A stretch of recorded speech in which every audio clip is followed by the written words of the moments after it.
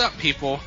Welcome to Wrestle Update. I'm your host, Dylan Fox, and as always, I'm joined by Nello de Angelis, and we are back to talk about Survivor Series. We've had a lot of AEW episodes lately. We're going to have some more AEW at the end of the show, too, talking about the Continental Classic matches. We're still keeping up with the tournament. We promised you we would. Well, we didn't promise, but we said we would, and we're going to do it. We are going to tell you the truth. And how does it feel to be known as a true truth teller, Nello? Me? Good, I guess. If that's what people are saying about me, I'll take it. It's good to be back. I feel like last month was very busy, and it's fun to be in a little stride again, a little series of shows with. It's wild that Full Gear last week feels like a year ago. But yeah, Full Gear, Continental Classic, so a lot of fun stuff lately. I'm excited to chop it up again. Wrestle Update coming in hot and heavy. We had Full Gear last week, did a show on the tournament. Now hitting you with Survivor Series. You get a little bit of everything here. We are updating, truly, on everything going on in the world of wrestling. No matter how much comes across our plates, we will fulfill it for ourselves as well as the people. Of course, this show, Survivor Series, that we're going to talk about, took place from the All-State Arena in Rosemont, Illinois, not Chicago, but close enough, I suppose. They announced this, too, and I got to say, I was pretty surprised. They announced it as 17,108 fans, which sounds like a legit number.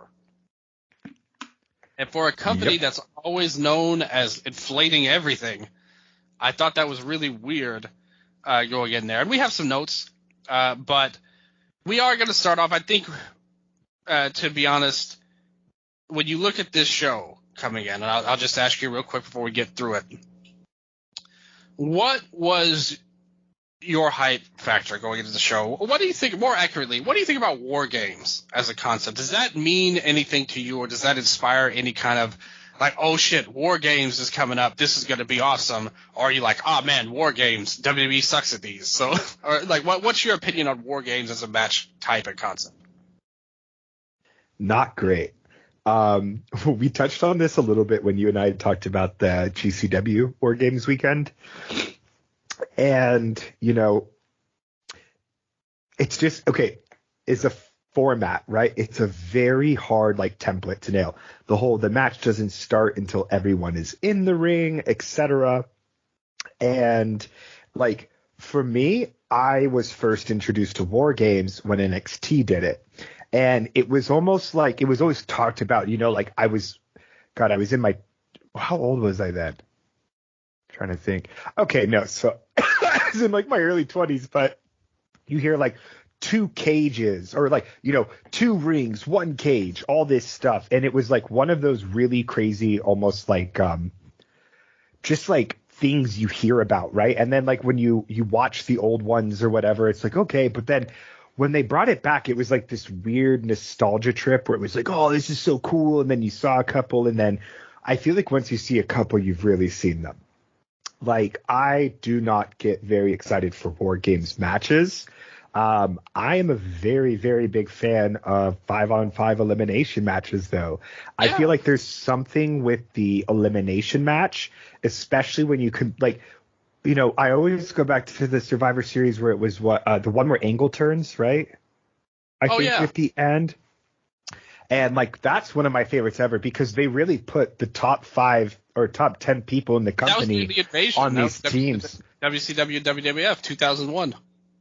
Yeah, and I feel you can tell amazing stories in that, and War Games, Blood and Guts as well. It always falls prey to where it's one group versus an evil group versus the good guys, pretty much, right? I think for 3 years in a row is a group of NXT baby faces fighting Undisputed Elite, right? Last year it was Bloodline. This year it's Judgment Day. And I don't know. I feel it's very basic. Whereas with that 5-on-5, you get no real factions, right? It's really just 5 people who are we got to win this. I don't know. It's just, that's so much more fascinating to me, primarily from a storytelling standpoint. These matches feel very on rails, like every person has to come in. They're going to get their, hot tag spot, for lack of a better word, I guess. Yeah, the that's cage basically entrance what spot. it is. Yeah. Yeah. And I was, we'll talk about it in the men's one, but like, it's very rinse and repeat. And I think that having two of them on this show, it always, like, de facto makes the first one better to me. Because I get burnt out.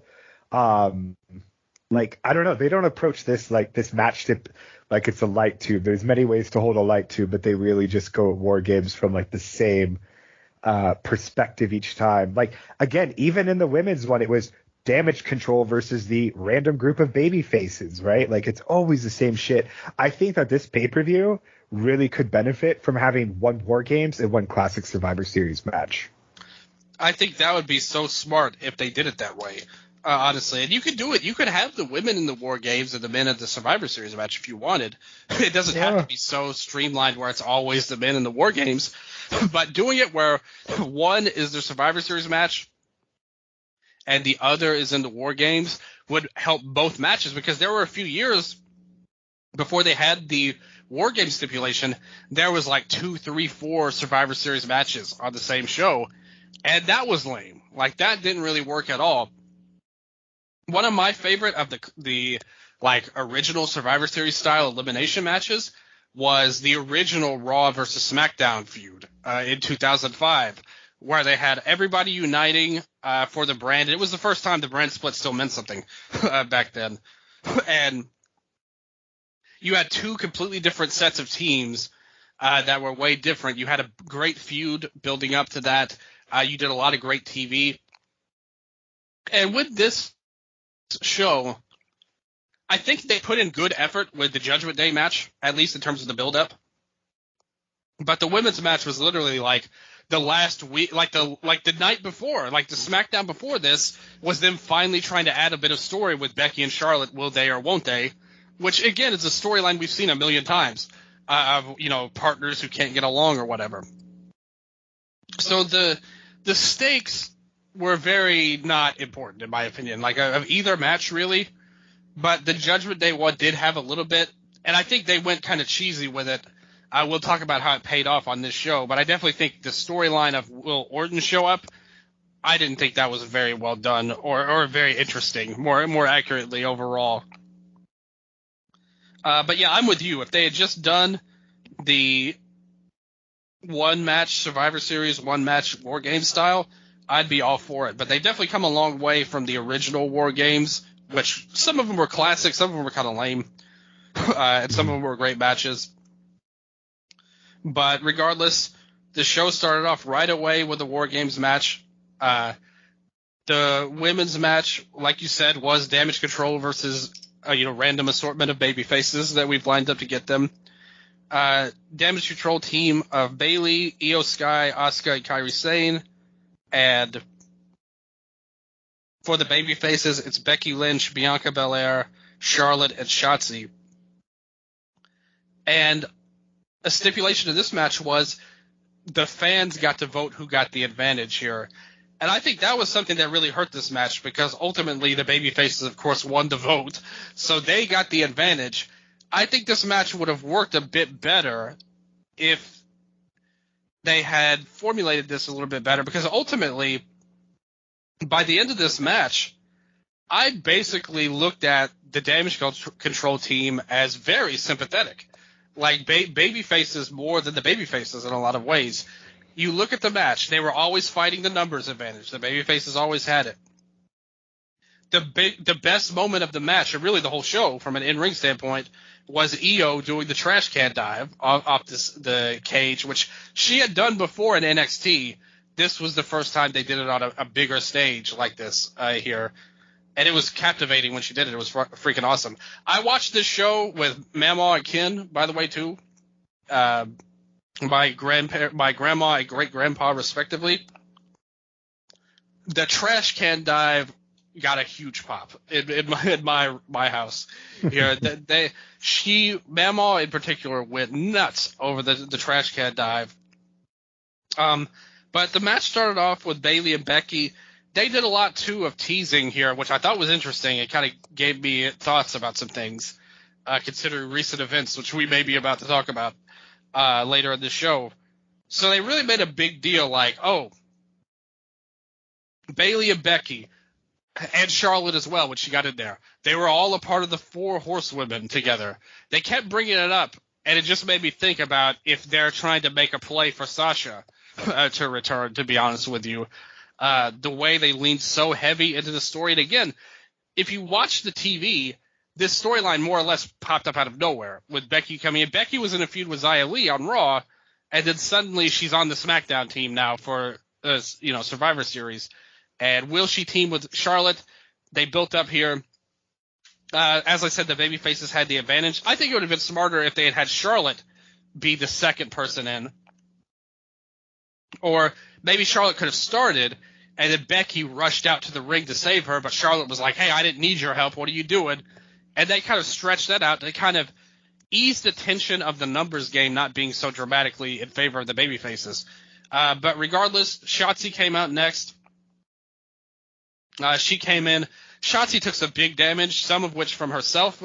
She tried to do the suicide dive from one ring to the other ring, but she kind of fell and hit her head on it, and she was really rattled, or at the very least not in the match a lot after that. She came in there, and then Io came in to even the odds and give Bayley and them an advantage. The next one was Bianca coming in third, and to kind of even the odds there to give the babyfaces more of an advantage. Kairi came out next, so this is the first time we saw Kairi on a PLE in over 3 years at this point. And her entrance was so funny because when she got let out of the cage, she skipped down to the ring, like doing her pirate walk. Oh, Dylan, you cut out there. Sorry. You said she came out during her entrance and then you cut out? Yeah, sorry. She was skipping down to the ring like her pirate walk to the entrance. It was really funny. Like I thought Kairi's entrance into the ring. A big spot of the match was when she grabbed a trash can lid and hit the spinning back fist to Shotzi with the trash can lid. That was a highlight for me. Charlotte came in, and then Asuka was the end game on her end. They did a lot of teases, but she finally pulled out the table. A big part of this match was everybody was bringing in weapons from under the ring when they came in. The table got a huge pop from the stupid fans in attendance. They loved the table for whatever reason. They came in. Asuka hit the mist on Shotzi. They were going back and forth at it. They didn't have a as big of a dramatic stare down as usual, except when Asuka came in, they had the weapons and they looked like they were in control. But instead, the babyfaces all united. Charlotte did a moonsault off the top of the cage, and a miracle happened. We were witness to something no one could have expected. She actually hit her moonsault, which is very, very rare for the Charlotte moonsault. I mean, she killed Io Sky with it. She just landed right on her head with this. It looked very dangerous. But regardless, they basically took out everybody in damage control until Bayley was the only one left. All 4 hit their finishers, and it culminated with Becky hitting the rock bottom, or the manhandle slam, if you would like to call it that, off the middle rope through a table. Becky scored the win. They all posed on top of the cage at the end and did their pinky thing that Becky and Charlotte used to do, and they all did it together to signify they're all united. And Charlotte and Becky hugged in the match. They came together. I didn't think it was as dramatic as it could have, the way they did the hug, but it did happen, and they're all cool now. Dude, it looked like they didn't know how to hug. They grabbed each other, and then they just started slapping each other's backs really hard. And it was kind of endearing, but I think you expect a big dramatic thing, but it did have that totally different feeling to it. But I thought that was funny. Well, Charlotte wanted a normal hug. She kind of put her arms out as Drake and Josh, hug me, brother, type of deal. And Becky rushed her and, like you said, kept slapping her back and shook her around and got super animated, and Charlotte was just kind of went along with it. Like, Charlotte had the right idea, but Becky was, like, furiously hugging her, and I don't know why. But regardless, it was somewhat amusing. What'd you think of the match here? This was my favorite match of the night. I thought that they did a good job at the formula, right? Each person I thought brought in like kind of their own little signature weapon as well, which I enjoyed. Dude, Kyrie killed Shotzi with that back fist because she did it once when she came in, and then she did it again at the end, right? And I think it was like the end one. Yeah. Dude, the second one, because they're all celebrating in the ring, and you can see, like, they're looking at Shotzi like, are you okay? Because the whole left side of her face, it looked like she was bleeding out of her ear. Like, dude, she just got clocked with it. I thought Damage Control looked amazing. I thought that the storytelling with, like, Becky coming out in her own little outfit with the black, with the whole will they, won't they, just nice little storytelling touch with everyone else and, like, that big like splashes of pink. If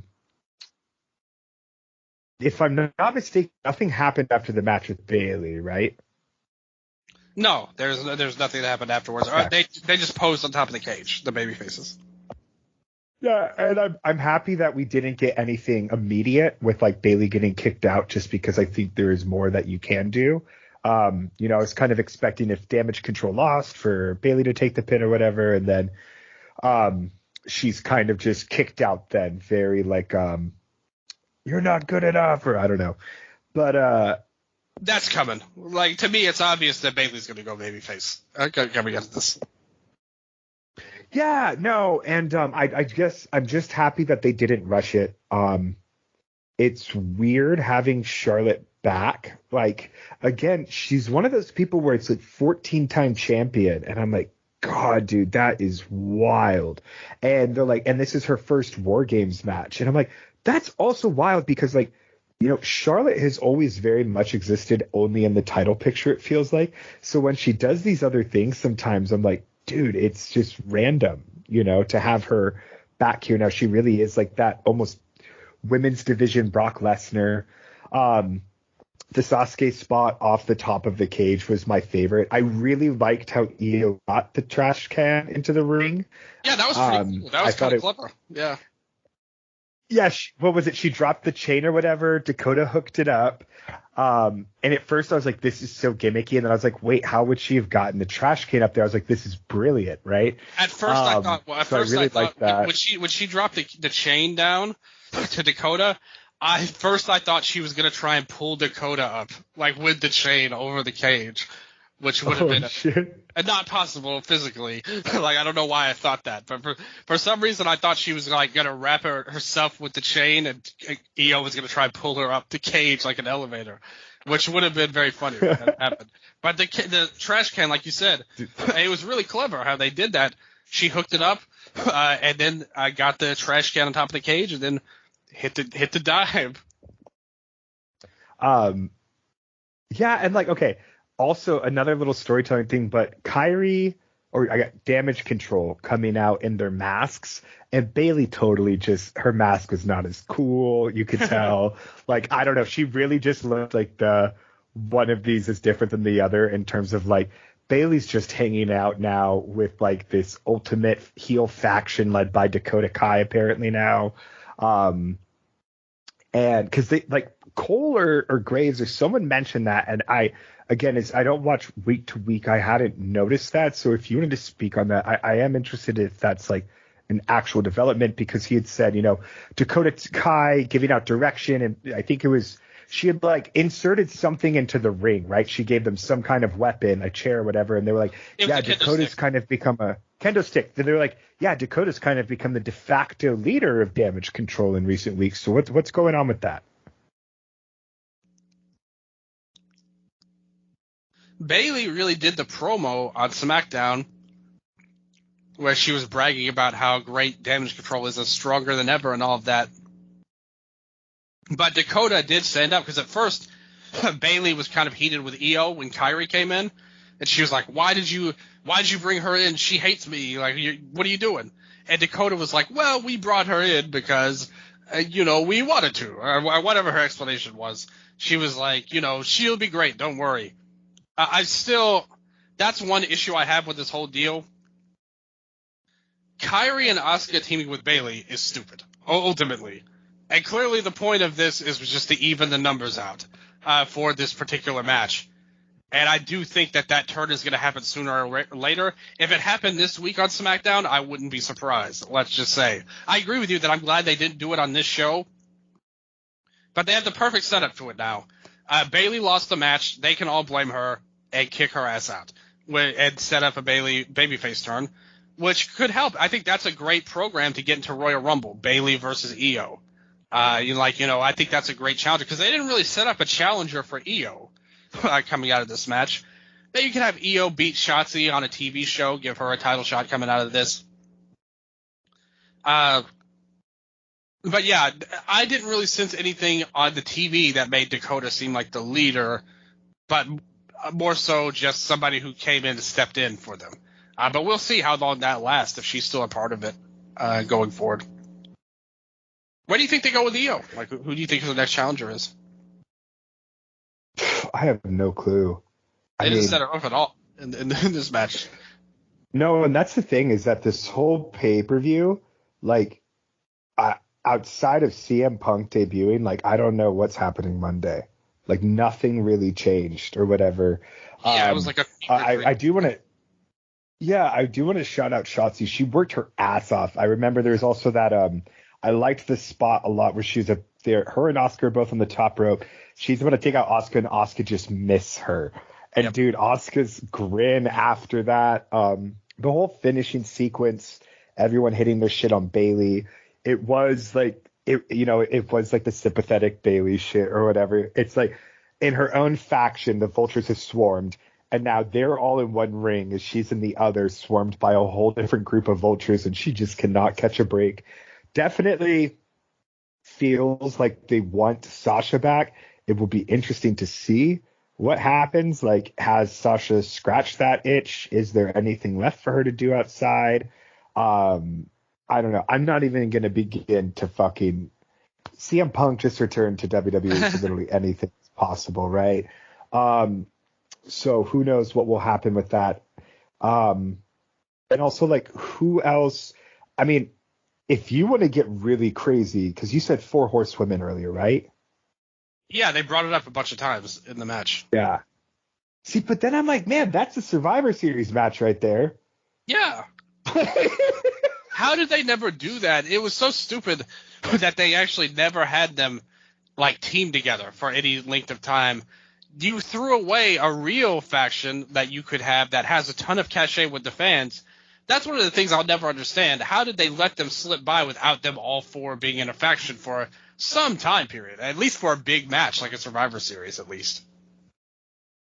Dude, yeah, I don't know. It's weird because, like, okay, so under Hunter, right, he has, like, a lot of things have changed. Like, with Vince, we're not going to be getting Michael Cole being like, oh, yeah, Asuka is the first time teaming up with Io since their old trios, Triple Tails or whatever. And you're like, what? So maybe, because I'm like, it would be very crazy if they get Sasha back. I imagine that Bayley would have to ask for help against Damage Control now, right? So I'm like, it only makes sense. It would be like Becky, Bayley, Charlotte, and Sasha, yeah. Versus, but then I'm like, God, I feel like they just go over Dakota and them. I don't know, but overall, I like this. I thought this was, this was my favorite match of the night, and I do think that this pay-per-view has the fucking pacing of the Ngannou Tyson Fury fight. Like, dude, I think it was like, if we combine the cage match stuff, it's like pretty much right around 90 minutes total of wrestling, and this was over 3 hours as a show.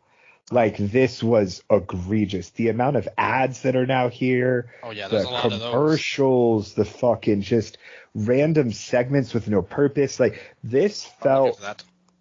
Yeah, and I think, like, coming off of Crown Jewel as well, right? And this whole past year, Crown Jewel, like fucking Puerto Rico Backlash, all these shows, right? It's like this was one of those PLEs that felt like an old WWE pay-per-view. And it's weird when one of their big four has that feeling, because this felt like probably the smallest WWE pay-per-view in a long time. Yeah, and obviously the number of matches are part of that. Also, we got to hear Black Sabbath 500 times on the show. Yeah, dude. It's the same. Well, what's with the nostalgia era of these theme songs? Like, I remember obviously that's the reason. I remember when they used to have hot new stuff come out. Like, they'd always have new theme songs. But here, every day wasn't like Born to Be Wild, the SummerSlam theme on top of it. It's like, what's with this stuff from 50 years ago as our theme song? Can we just move to another decade at least with your music, Triple H, please? I'm begging you. But yeah, Six is like, it's like an 8-minute song too, and they use the same like 2-second clip. And I'm just like, dude, every time. When I posted our predictions on the Wrestle Update Instagram account, I posted it with the music clip of that exact, song. Yes, I made sure. I know what you're wanting to do, Triple H. But the opening match, I agree with you. I thought it was by far the best match on the show, to be honest with you. It was still flawed. It wasn't a great match by any stretch of the imagination. I'm just not a fan of this format because there's so much going on where they're so reliant on kendo sticks, the weapons, and a lot of slow-paced stuff in this match. A lot of just standing around, to be honest with you. Like, that's how you have to fill up these time slots, is somebody's dominant. You can't pin them. You can't go to near falls or anything like that. You just kind of have to stand around. And like you said, the entrances are basically the hot tag for these matches. A brief period where the countdown goes down and somebody new comes in, that always gets a pop no matter who it is, pretty much. And it gives their match a fresh dimension, a fresh energy. They built up to one or two big spots. They didn't overdo it. And the EO dive was great. There was some cool stuff in the match. I don't really think anybody in particular stood out, to be honest with you. They all had their moments, and like the mist spot you mentioned was cool. The back fist was awesome that Kyrie did to Shotzi. The dives were obviously great, and you had Bayley and Becky from the start to finish, so they get a little something there. It was a good match. I give it about 3.5, 3.5. I think would be about where I go with that. Yeah, I'd come on 3.5 as well. To speak more on what you're saying with War Games again, it's like, I think it's when Orton came in the main event, and he does the whole thing where it's like each Judgment Day member one by one goes into the ring that he's in, right? And it's like, I think Balor's about to get rope hung DDT'd. And the camera sort of pans, right? And you can see Priest with his back towards Orton, and he's just stomping on like Jey Uso or some shit. And it's one of those things where War Games, I think, really fucks up like wrestling suspension of disbelief, right? Because so much of wrestling is like question conflict, right? In terms of like, okay, if 4 people just got hit, why are they all going one by one, right? Instead of just attacking him at once, sort of thing. And it's like with this template and these set pieces where it's like there's such little connective tissue, and we see it in Blood and Guts too. Like, it's just, and in the Art of War Games at GCW, where it's like, man, it's just, it really, really like shines a spotlight on the artificiality of it all. And like the literal the staged aspects in terms of you have to be standing here now with your back face towards this ring because Orton's going to be doing this stuff. And then when it's your turn, you will turn around and go in there, right? To where it's very video gamey. Like, there's only one person that's controlled by like the player at once, right? And then everyone else are kind of just like CPU that are following whatever the pattern is. Like, it really feels like it's missing life a lot of the time. And that's really how the men's War Games felt to me. But for this one, it was fun, and I think all of them fall or suffer from like that whole element. But yeah, I don't know. It's this was about as fun and good of a War Games as you can get for me. Yeah, I mean, they're stuck in their tropes, but for this one, I think they did a decent job of it. And they set up some interesting things going forward. What do you think of the potential of Charlotte and Becky now maybe being a tag team, which they kind of denied on the press conference afterwards, or they basically said, we're just the beginning stages of that. But I actually think they've done enough with this team that would be kind of good if you built them up and had them win the tag titles, because the titles don't mean anything at all. And you might as well give them a little bit of purpose with this to go for a little while. That kind of holds you over until you get to the title match, which I think ultimately is Io versus Bayley is where they want to go. And you could have them – that would also let Becky be on the same show as Charlotte too. And I could totally envision a scenario around Royal Rumble or whatever where Damage Control comes in. They have the numbers advantage, 4-on-3 beatdown. Sasha makes the surprise return. It comes in. If they could do that, that's probably their dream of where this would go. Cleans house, all four of them unite, throw up the four fingers like they did in that NXT match that time. I can see that. But we'll see. I definitely think Bayley's going to get turned on, and we'll set up Io versus Bayley. They don't have a big show next month, like for December. Yeah, it's a 2-month push now to the Rumble, which is pretty long for WWE. How will they use the time? We don't know. Yeah, I mean, here's the thing, like Becky and Charlotte teaming up, it's cool, but there's no other women teams, and the current champions were on the Ruffles commercial during the pay-per-view. So it's like one of those things where they team up, but then it's like, okay, they got to build a whole other goddamn division now too, right? Like we have Katana Chance and Kaden Carter on the main roster now, but I haven't really heard much about them or anything. No, they don't use them very much. No, and like that's why, anytime it's like, oh, are they going to team up? It's like, yeah, but in what division, right? It's like, I don't know. The women's tag team wrestling has just been done so dirty by WWE. And I don't have much faith in it. No, but if they're able to do something cool, absolutely. I think more than anything, I'm interested to see what happens with Shotzi coming out of this. If she's able to sort of sustain momentum, or if her like gimmick was just kind of exploited for the War Games event, Yeah, and hopefully they continue on to give her some momentum, because she was linked to, 3 of your top women stars in the whole division. And so that's a great thing for her, at least. Yeah. So then you mentioned it earlier. We had the Ruffles deal. Chelsea and Piper Niven were eating the Ruffles. The Alpha Academy was there, also eating Ruffles. And then Pretty Deadly came in, and they were mad because they keep calling them chips, but they said they were crisp. Otis said they were chips. The chips flew everywhere, and suddenly we had the return that nobody saw coming on this show. The shocking return of R-Truth. And then they had Tozawa dance.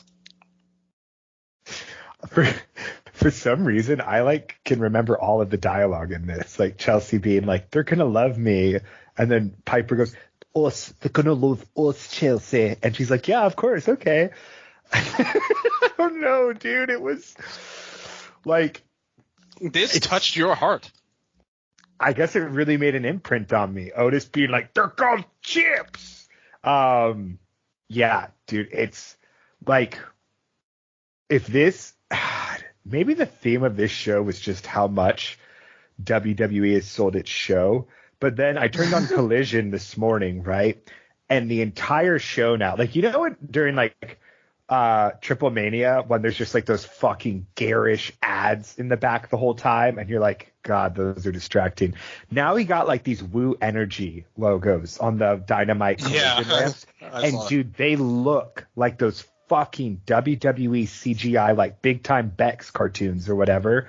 It's awful. And like, I'm just like, I mean, dude, it's fucking capitalism. These are businesses. Of course, they're going to sell ad space as much as they can, whatever. But it's such a fucking slog to sit through. And it's so lifeless and it's so soulless. And there's just nothing like, I don't know. I was just like, bull. But, you know, it is what it is. And then we got a bunch of Slim Jim shit too.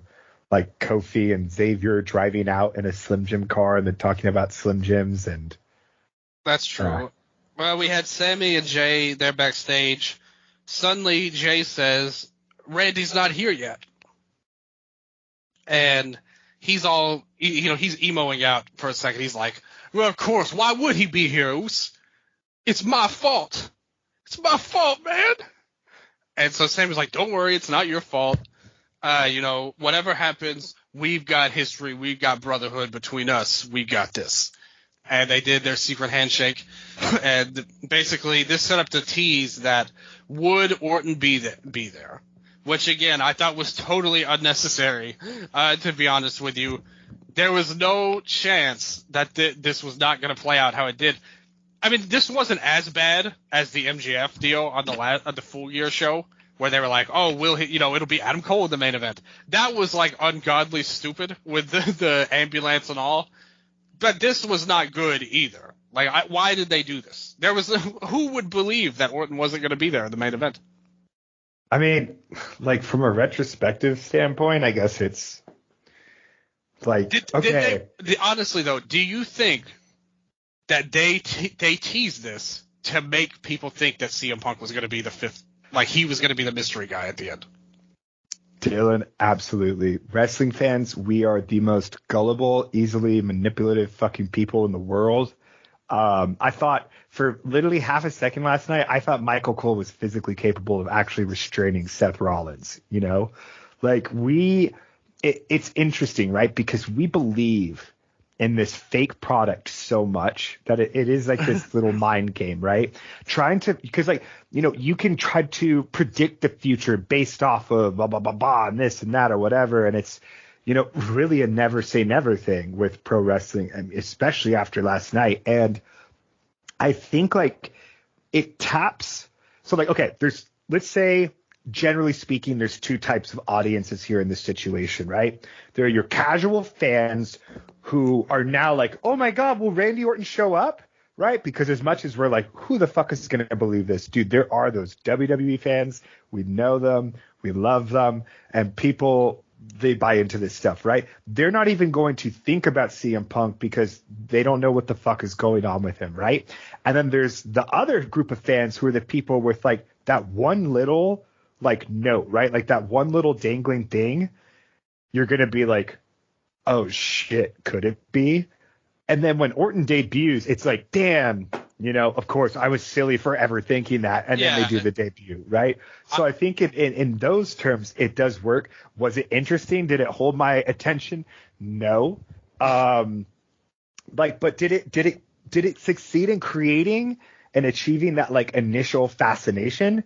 Yes.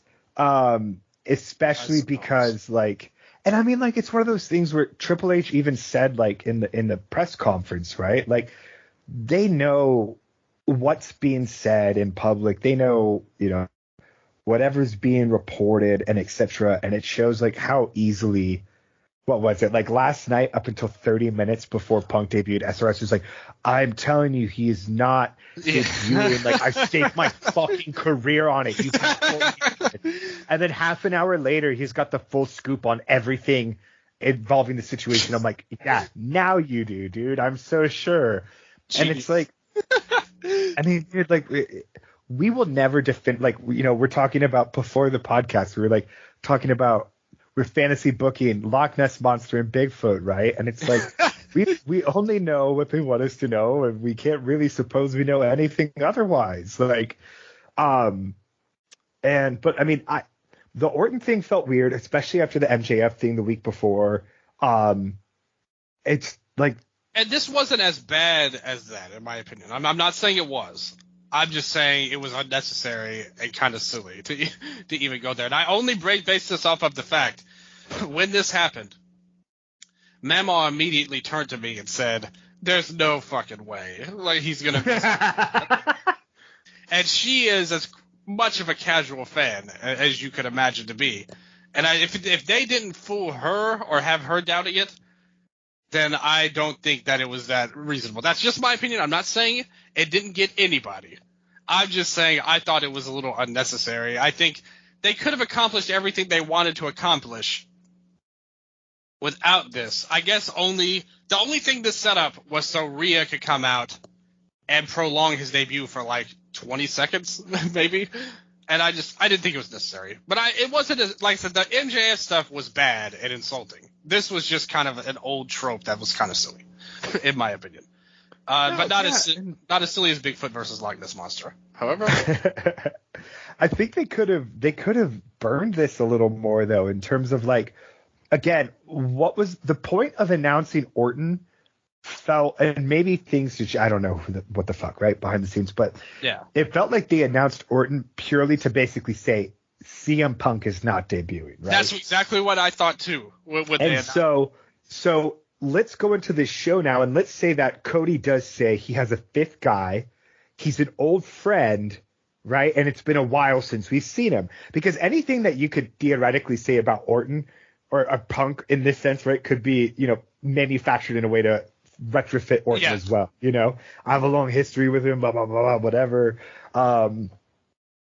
And he used Kill Switch Engage as his theme. And the whole internet's like, it's Roddy's back, next strong. Finally. And but like, okay, so then we start the pay-per-view.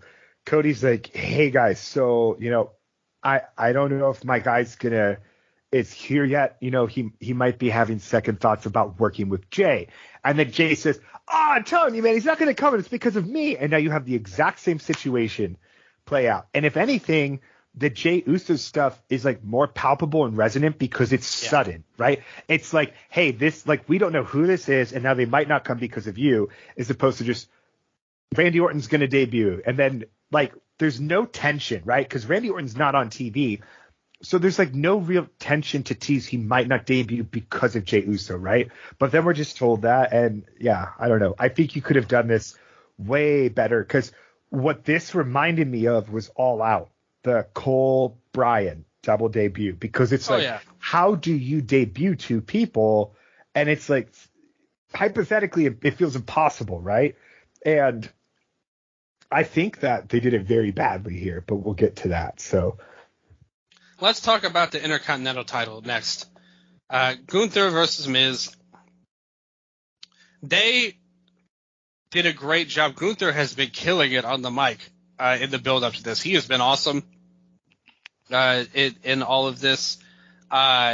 Miz, he's done his normal promos, and with Gunther's great work, has got him on his side. Got the crowd on Miz's side somehow. But I honestly thought, now it's true, because what I've heard a lot of the take on this match, I've heard a lot the last day, has been this was above usual Miz standards, but below Gunther standards, pretty much. Yep. And that may actually be true when you think about it, but it's still, I don't think this was a good match, personally. I think there was so much going on with trying to get Miz over. And they were trying to tell the story. Miz will do whatever he needs to do to win with the low blow and all of that stuff that they did. But the thing is, his attacks are so weak that he didn't even really get to show. I think the best way to utilize this match would be have Gunther absolutely kill Miz. Like, just destroy him in this match with chops, give him a beating, and just relentlessly beat the hell out of this guy, but he never goes down. Like, he constantly kicks out of everything.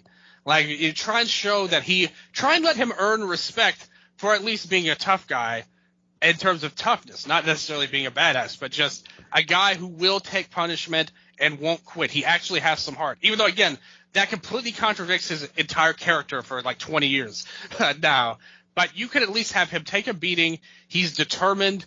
And they kind of touched on it a little bit, saying, hey, The big mistake Gunther made was telling Miz he can't do something. That's he's too stubborn and too prideful to just give in that easily. So have him fight his heart out. Maybe he gets a big rush or like a flash pin, get the crowd rallying. I think that would have worked a lot better than this match, which wasn't quite a 50-50 match, but they gave Miz a lot here. They had him chopping him going in there. You had him go after the leg, and they tried to tell this leg story with the figure 4 in the corner, but it totally didn't go anywhere, to be honest. It really wasn't interesting at all when he was on offense, and Gunther's selling wasn't pronounced enough to make it even mean anything. They tried to do some back and forth with Miz using the cheating and getting a near fall, but I personally never bought into him winning the title. They're not going to end this legendary title reign off of a low blow. I didn't think this was that good of a match. Again, it was average, and that's probably the peak that you're going to get out of a Miz, who is a terrible performer. I really think, actually, because they had these moments in the match where they did his quote-unquote spots, like big spots, where he did the springboard and the tilt-a-world DDT. But I actually think just having Miz do that stuff actually makes wrestling look worse. Yes. Oh, my God. Because it proves that anybody could do this stuff. It's not that impressive to do a tilt-a-world DDT. If Miz can do it, why can't you do it? If you were with Gunther or the right partner, why couldn't you do a DDT, tilt-a-world DDT if he did it? It just makes it look easy. And like that, it's not as hard or as difficult as it should be. And you're taking away some of the magic of wrestling, in my opinion, by having somebody so untalented do these kind of cool-looking moves. In reality, they're not that complicated, actually, but just to have him do them actually makes the art of wrestling less meaningful, in my opinion. So I cannot give this match a passing grade, unfortunately. Yeah, I did not like this, because even when people are like, oh, it was good for a Miz match, I'm like, cool, do you like the Miz? Do you think he has good match? Like, what is a good Miz match to you? Like, this was bad. Like, the whole match really did. It felt so antithetical to what it was that you said it could have been, right? And I think what you described, honestly, is Claudio versus Daniel Garcia. I thought they achieved exactly what you said they could and should have done here. Like, all of Gunther's spots felt, Miz is going to get chopped. He's going to do this. He's going to get beat up, right? So we kind of expect that. And then each of Miz's big comeback moves, the tilt-a-whirl, those god-awful kicks that he just does, right? Yep. It's just so unbelievable because, like, I don't know, like, you look at the Miz kick and then you look at it, there's no intention whatsoever, right? He is kicking simply to kick. He is not targeting Gunther. He's not, he's not preparing himself. He's not thinking about it. This guy's just throwing shitty ass kicks. And then the skull crushing finale to like the close 2 count, whatever. Like, it was just all so standard and by the book. This was the most WWE Miz match, like, more so than others, just because, like, I don't know, there was literally nothing innovative here whatsoever. And I think that was because the story was the Miz can't wrestle, and the Miz proved he can't. Like, it's just, I don't know. I get, like, Gunther needed an opponent. But yeah, like you said, nothing felt meaningful here. Like, even Gunther's offense, it's like, okay, cool. Like, I don't know. There's just like, you usually in awe of Gunther chopping someone, right? And here it's just like, can we get through this? For me, at least. So, I don't know. I think Gunther's reign has been so great because he has not faced people like The Miz.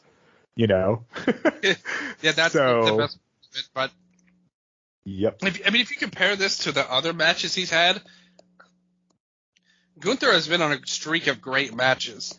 To me, the best was unquestionably Gable, and I would have loved to have seen them kind of continue their story. They really left that thread hanging, and I wish they would get back to it desperately. But he had other great matches with Ciampa, Bronson Reed, so on and so forth. To me, I'm sorry, like, this match was not as good as any of those. Like, there's no way I can buy that. And this has a 7.30 rating on Cage Match, but to me, Like, if you compare them to those other matches, there's a large gap. Like, there's no way you can argue with me there isn't a gap. And maybe this was a feel-good story for some people, but to me, I wasn't into it at all. It didn't grab me, and the wrestling was very below average on Miz's standards, as he always is. Like, he always sucks. So we know that. And like you said, the strike battles, they should have definitely cut that off. Like, that should have been taken out of the match, the kicks and all that stuff. I really don't get why he does it, other than to be a meta heel. Like, I suck at this. Like, that, that gives me heat. But it sucks. Like, it just sucks, especially as a babyface. I don't get it. The opening match had an 8.14 rating, which was a high rating. I would go a little lower, but it was still on track. To me, this was like a 2-star match, in my opinion. I didn't think it had a lot to it at all. Yeah, no, and like, I think that Gunther has had successful matches with, I would say, WWE guys in the sense of a Braun Strowman or Xavier Woods, even, dude, Sheamus, right? This guy fucking resuscitated Sheamus's career like he was PCO, And like with The Miz, this was just a total bullshit match. So I think it's funny because it's, in the press conference afterwards, someone's like, "Oh, Gunther, did the Miz finally prove he deserves to be in the ring with you?" I think you could see in Gunther's eyes, he definitely felt like he didn't. He was like, "Hell no." That's what he should have said. But hey, if anything, like you said, Gunther really upped his mic skills here. And I wouldn't even say it's because Miz is good on the mic. I think it's just because he talks a lot that the other person has to be able to stand their ground. Yeah, I think Miz sucks on the mic, actually. Like, I think he's way overrated because that's what everybody points to. But really, he's like the king of tropes, like, on the mic. Like, there's nothing authentic about anything he says, even as a heel, to me. I always think he's very unbelievable on the mic and very boring, to be honest. But he loves wrestling. That is the one thing. They tried to put him over as, like, this, like, that's his deal. He loves wrestling. He studies all the legends. And that, like, when he did the figure 4 on the post, they were like, that's just like Bret the Hitman Hart would do. And it's like, dude, he is nothing. Bret Hart is pissed. Just, somewhere his eyes, like, shot open when he was lying down. Like, he felt something off with his soul that someone compared him to Miz on there. But regardless, we didn't like the match that much. A lot of people liked it more. But I doubt it'll leave any lasting imprint overall. So we'll see. The crowd was moderately into it, but I didn't think it's special. Again, compare this to the Gable match with the crowd, and they were way more into him than this match, in my opinion. So they cut to Judgment Day backstage. They're laughing about Randy Orton not coming in, or not being there. They're like, look, either he's not there and we have the numbers advantage, or he comes in and he'll poison them from the inside. And they laugh about it. And dude, that was so fucking weird. That was Finn said that, right? Like, yeah, Finn said that exactly. Yeah, and I think that was a mouthpiece for Tony Khan might be saying right now about poisoning someone from the inside. Also, Priest was like, "Hey, I'm going to tell Drew that, and then I'm going to tell him about the Thing." Which I'm assuming is the cash-in now. Yeah, okay. I guess so. I will say that, contrary to earlier, Mama was totally like, what does he mean by the Thing? She was like totally engrossed in what the Thing was, like what he had planned. And I was like, I don't know, it'll probably be something stupid on there. They recap Santos Escobar turning on Rey Mysterio, injuring Carlito. And Escobar, much like Gunther on Raw, he's basically carried SmackDown the last couple of weeks, cutting some awesome promos as a heel. He's really found himself. I hated it, though. My heart broke when he made Cruz del Toro and Joaquin Wilde look like such geeks, though, at the end of the day. I wish they had not done that. But because you could have had Legado del Fantasma reunite which I think would have been awesome. But anyway, Santos, Dragon Lee stepped in. It was going to be Carlito and Santos, but then Nick Aldis was like, "Do you want the match?" And Dragon Lee's like, "Yeah, I keep telling you I want in." And he's like, "Do you really want the match?" And he's like, "Yes, put me in the match." And he's like, "All right, I'll put you in the match." And Dragon Lee's like, "All right." So he's in.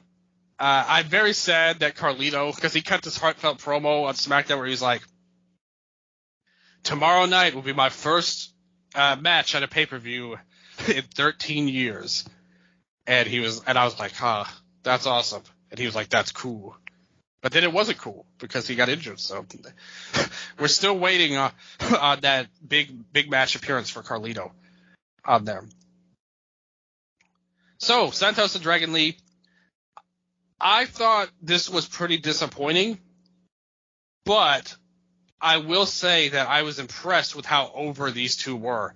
The crowd totally reacted big to these guys. They were cursing them out. They got a big pero chant started in Spanish. Santos, at one point, he went up for the 10 punches in the turnbuckle, but then he took a second to look at the crowd, and he pointed at him and said, "You suck," which was awesome. Like I thought that was so funny. They chanted. They even had a "Fuck you, Santos" chant started. Dragon Lee was getting huge reactions too for his high flying. The crowd really helped this match. But overall, when you see these names, you expect a great match, something really spectacular between these two. But it really wasn't that. They just didn't have enough time to get to the next gear. But still, I thought this was a significantly better match than the IC match. I give this 3 stars. What about you? Yeah, I think 3 stars is a perfect rating for this. It felt like they weren't really allowed to take it to the next level, which I was surprised by. Again, like this whole show felt very weird, and that it was a showcase, but with like, it felt like no real results. Once Carlito got taken out and Dragon Lee got put in, I was like, okay, so rather than just having Santos go over Carlito, right, now we're going to have a showcase where we can really establish these two guys here. And at the end of the day, like, I think this match can be remembered pretty much as Santo Escobar getting a singles pay-per-view win, right? Maybe his first singles pay-per-view win. But Dragon Lee, to me, did not feel like I thought you could really make a statement with him here. This match getting put on the show, this felt like our, Oni Lorcan versus Timothy Thatcher from Great American Bash, where it's like, this one's for the sickos, right? And, it was just very, like, the whole finish was very rushed as well and sudden. And I think that was pretty deflating. It was like what is it called? The South of the Border Destroyer or some shit like that? Yeah, they said that about the flip pile driver. Instead of the Canadian Destroyer, it's the South of the Border Destroyer, which is very bad. And then right after he hit the driver, right? What driver is it? Michael Cole called it the Destroyer driver. Here. Okay. Which is not. It's the Phantom driver, but whatever. Phantom driver. Okay, cool. Yeah, and it was just very unceremonious. Like, it was the kind of finish that felt like Dragon Lee did not matter. Where it's like, if Dragon Lee kicks out, that's the next stage of the match, right? And it was perfectly set up for that, too, because remember, at that point, they had done a back and forth where they both hit bicycle knees on each other, and D. Lee was bleeding from the mouth. They cut in on him, and this was perfect. If he had kicked out, they could have really upped the ante with the bloody Dragon Lee fighting off heroically Santos. That would be freaking awesome if they had went that route. Yeah, and, I think that a great match is marked by the winner and the loser both gaining something, right? For better or worse. And I don't feel like Dragon Lee gained anything from this necessarily. He really felt like an afterthought in what was just feels like a showcase win for Santos so he can continue his feud with Rey. So again, it's one of those matches where it's like, this was a good 3-star TV match, but like I wish it was so much more. And not nearly as good as Dragon Lee versus Axiom from SmackDown a couple of weeks ago. That match was freaking awesome. But I really thought they were going to have 2 new guys debut for a new Legado del Fantasma. All right, you didn't like Cruz and Wild. The rumor was it was going to be Garza and Humberto Carrillo, who've been on NXT for a while. That would be great. Like, they would be a great faction if they wanted to do it. Those guys are super talented. And it would perfectly establish what they're going for with the LWO. Have Santos debut 2 new guys, and you could have him help Dealey. You protect him a little bit instead of the clean finish. And you could easily set up a match down the line with Rey, Carlito, and Dragon Lee versus Legado del Fantasma if they wanted to. But they just totally avoided that, just had Santos win clean. And he'll probably get Carlito on TV at some point next on the way to Royal Rumble. And maybe Rey will be back in time. I don't know his status or not. Maybe they'll set something up for that. But Santos has been killing it on the mic. I have no problem with them wanting to spotlight him. The problem is Lee has been great in the ring and really been helping that show ever since he's been there. And you really hurt him now with this loss for no reason. But yeah, it kind of sluts, you know? They're letting him work his ass on TV, and I think you could really tell how this match was going to play out immediately when it started, because it's like the first move is pretty much Santos just kind of starts working over Dragon Lee. Like, it wasn't anything sort of like a sprint or whatever. Like, it just sort of started, and it just felt like this match is going to have a ceiling. And I don't know why you wouldn't want this to be something more, you know, especially on a platform like this, especially on Dragon Lee's first ever singles. Like, Carlito's hyping up like, oh yeah, and this and that, and my first pay-per-view match in 13 years. And like, this is Dragon Lee's first ever fucking singles pay-per-view match in WWE, or PLE match, right? And it's like, that should mean something as well. And it didn't in the end. The only good news is that the crowd really took to him. No, yeah, I mean, the live crowd at this, and even for MJF and Jay White, like, dude, these live crowds are eating this shit up. Like, that's a definitive and not my thing, but I'm happy they're enjoying it. And they should enjoy Dragon Lee. It's just unfortunate they didn't let them get to the level they could have. But regardless, we get the Slim Jim crap that you talked about earlier. New Day shows up in the car for no reason, pretty much. And they show McIntyre and Damian Priest talking in the background, more or less. They kind of set that up there. And then we had the Raw Women's title match. Zoe Stark challenging Rhea Ripley. Dylan, what if the thing that Damian Priest was talking about, what if he's just making fun of JD McDonough's hair? He's like, oh, dude, you should have seen this shit in the locker room. He kind of looks like a garden gnome. He's like, yeah, Finn, I'm going to go tell Drew about that thing. And then he goes up there. He's like, dude, you wouldn't believe what this guy looked like with his little side braids. Well, then they had a lot to talk about after the show with someone else's haircut coming in as well. But the women's title match, there really wasn't any build-up to this on Raw. Very minimal. She broke into the Judgment Day's playhouse or whatever they had, or clubhouse, at one point. And her whole story was, hey, Ripley, you're not looking after me. You're not looking out for me. Why aren't you paying attention to me? You're paying attention to the War Games and all this other crap. You should be worried about me. And Ripley's like, yeah, whatever. And so they have this match. Ripley comes out. Zoe comes out with, like, the camouflage paint on her face.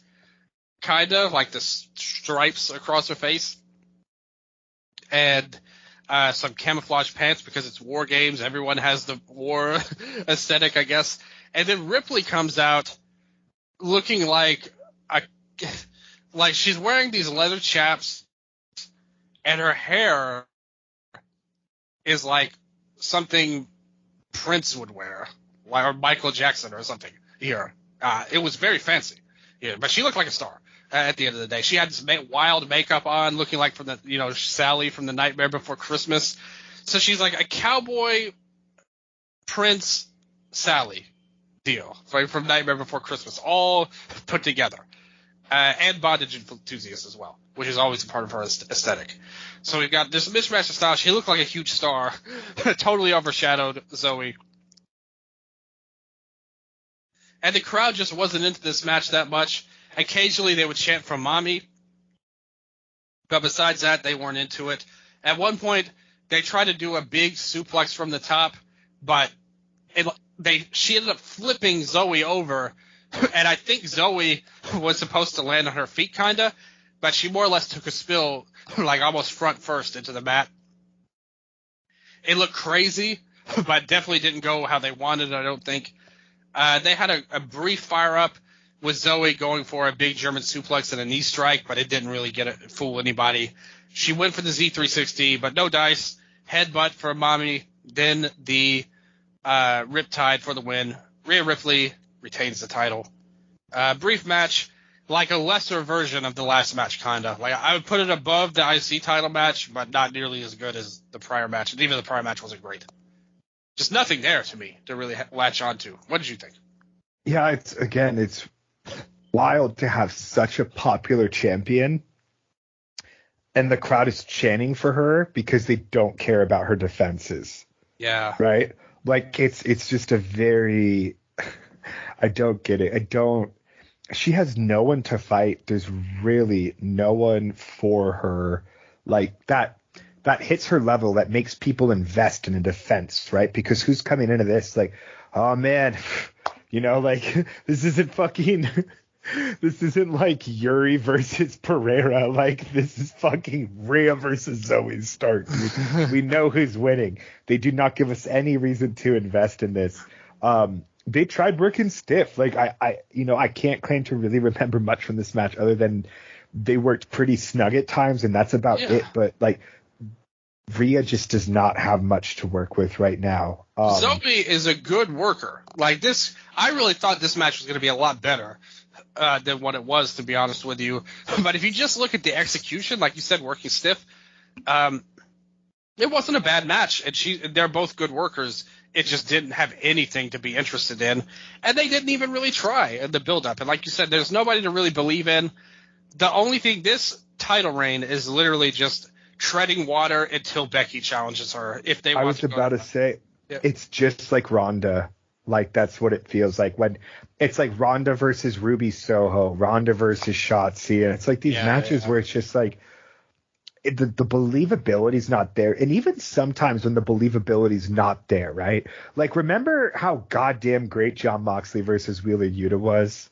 Like it feels like this year, but maybe a year and a half ago. Yeah, it was a year and a half ago. Hard to believe. God, that was such a great match, right? And it's like they can make you care about this stuff, but they just don't here. Like because no one else is even on a level character-wise enough to feel like they matter in the ring. Because coming in here, like, no, Zoe Stark is not going to measure up in current star power or anything to Rhea, but like at least make her mean something. And like she was just paired with Trish Stratus for how long, and what did that amount to?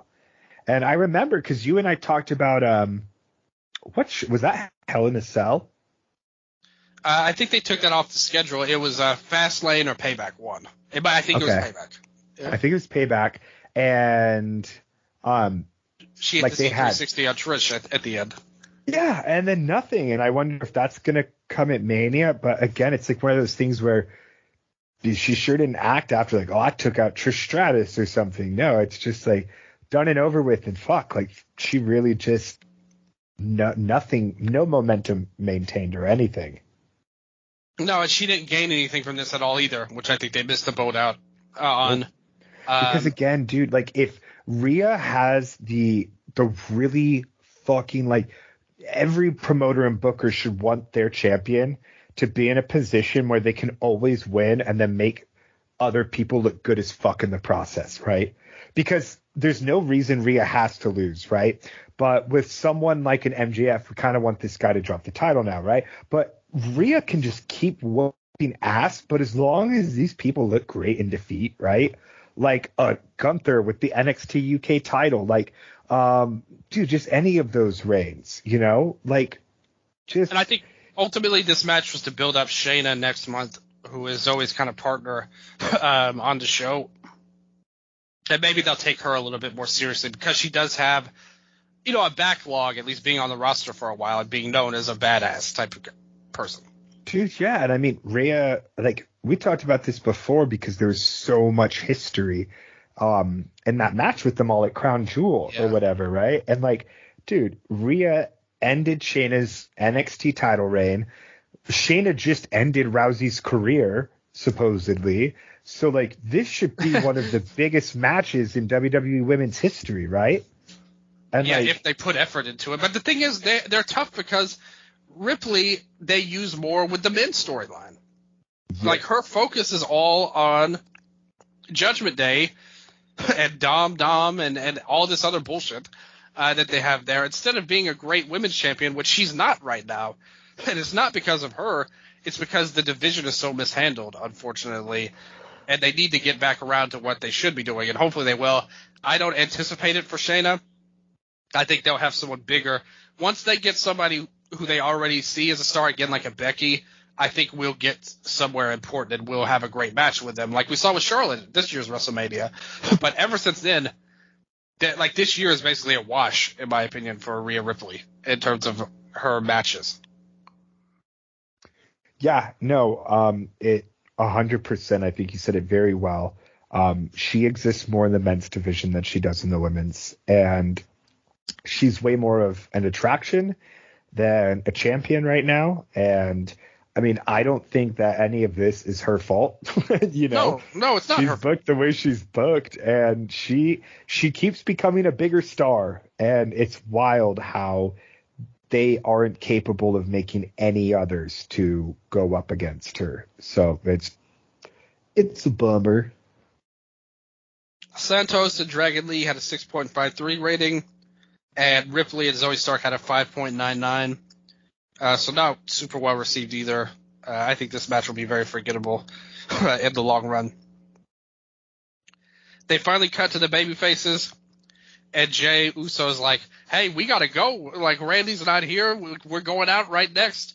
And Seth Rollins, he's laughing, and he's like, don't worry, Randy will be here. And Sammy's like, he turns to Cody. He's like, we're trusting you, man. And Cody just gives him a solemn nod. So they all come out. Judgment Day's all with purple bandanas on their faces and all in the black and white gear. Seth has I don't know what is going on here with this, but regardless, he had this weird inflatable jacket on his shoulder pads. They look like big floaties. When you're a kid and you go swimming, that looked like what he was wearing on his shoulders. But Seth, as the champion, starts off the match. He takes the lead as kind of the captain of his team. And even though Cody was the captain more so, but he's the champ. Finn is in the ring. They have a lot of history. They go at it back and forth to start off. And this was a very slow start, I would say. JD comes out next. He runs up at him and Finn team up together. They bring up their 20-year history. They do some double team moves. They have some great chemistry and blah, blah, blah. After that, Jay comes in, and at that point they cut to Drew. The big storyline coming into this was Drew and Jay. Drew wants to kill Jey Uso, and that's a big part of the match. That's the only reason he's teaming with Judgment Day, even though him and Priest have heat. And when Drew's about to come in, Priest stops him, and he's like, stick to the plan. Stick to the plan. And Drew is like, the plan's changed. And Priest is like, not my plan. So he comes off, and Drew's pissed. After that, Sammy comes in like a house of fire, has a ton of energy. He pulls a steel pipe off the side of the cage, which I thought was pretty cool, and nails everybody with it. Throws it down, going nuts. Evens odds. Then Drew comes in. He beats up everybody on the babyface team, but then it comes down to him and Uso in the other ring. He walks over to the other ring to get to Jay. And he yells, say you're sorry. Acknowledge what the hell you did. And even Memo was like, he's not asking for a lot here. He just wants him to apologize. The problem with all this is that technically he wasn't even there when they cost him the title against Roman Reigns last year. It was actually Solo that did it. He's going after the wrong guy. He needs to be pissed at Solo, not Jay. But regardless, he goes on. Cody comes in. Then Dominic comes in as the last guy. They all come in. They all hit big, like, dives on everybody. JD hits a beautiful moonsault. Finn hits the coup de grace. Dominic hits the frog splash. And Judgment Day all turns to the ring, like, when the countdown comes in with 10 seconds left. And they're, like, ready for Orton to come in. They're like, all right, now, let's be ready. Like, they've taken out all the baby faces. But then nothing happens for a few seconds when the buzzer hits. And then Rhea Ripley's music hits. And like you said before, the Thing was clearly a cash-in. She comes out with the Money in the Bank, and she's like, cash this in. Priest is cashing in. Which begs the question, how does this work exactly? What would have happened to the War Games match if he cashed in during War Games? I imagine War Games would continue, right? But then he'd just be the WWE champion as well. It's like a mini match. Yeah, exactly. He would win the title, and then the War Games would have to just keep going on. Yeah. But thankfully, we never had to worry about that. Orton's music hit. He got a huge pop when he came in. The crowd, by the way, at this point, through the match, a few times they were chanting for CM Punk already. So clearly that was at least acknowledged by people online. People knew that that was a possibility, pretty much. Orton comes out. Man, this guy, I don't want to make any accusations, but he looked like he did in his early era, which he did get suspended for steroid use, is all I'm saying. He looked like we haven't seen him in probably 15 years with how muscular he was. It was crazy. Like, Mama lost it when she came out. She screamed out and, like, look at him. Like, look at how in shape he is. Oh, my God. And here's my problem with all of this. Did he take one bump in this match? Outside of the DDT and the RKO bumps he took, did he actually bump for anybody? I don't think he did anything. Outside of, like, a few big spots. He comes in, like you said, stupidly. They come in one after the other. He hits the RKO on Dominic, and then all five of the babyface team do Randy Orton's DDT, like the middle rope DDT. And it looks like he's about to hit the RKO on Priest, but then he turns at Jay, and he does the pose to Jay, and Jay's like, hey, whoa. He turns around, and they both stare each other in the eye, but then Jay jumps in front of him and hits Priest with a super kick. He saves Priest at the end of the day. And suddenly that gives him a lot more respect. Like, Orton's all on the side then. Cody Rhodes brings in a cowbell, just like Dusty. And him and Seth have a tug of war. That's another storyline heading into the match where they hate each other, but for one night they're on the same side. They then grab the rope. They attack him, Finn with it, and then hit him in the balls with the cowbell together. Isn't that what this country is really all about?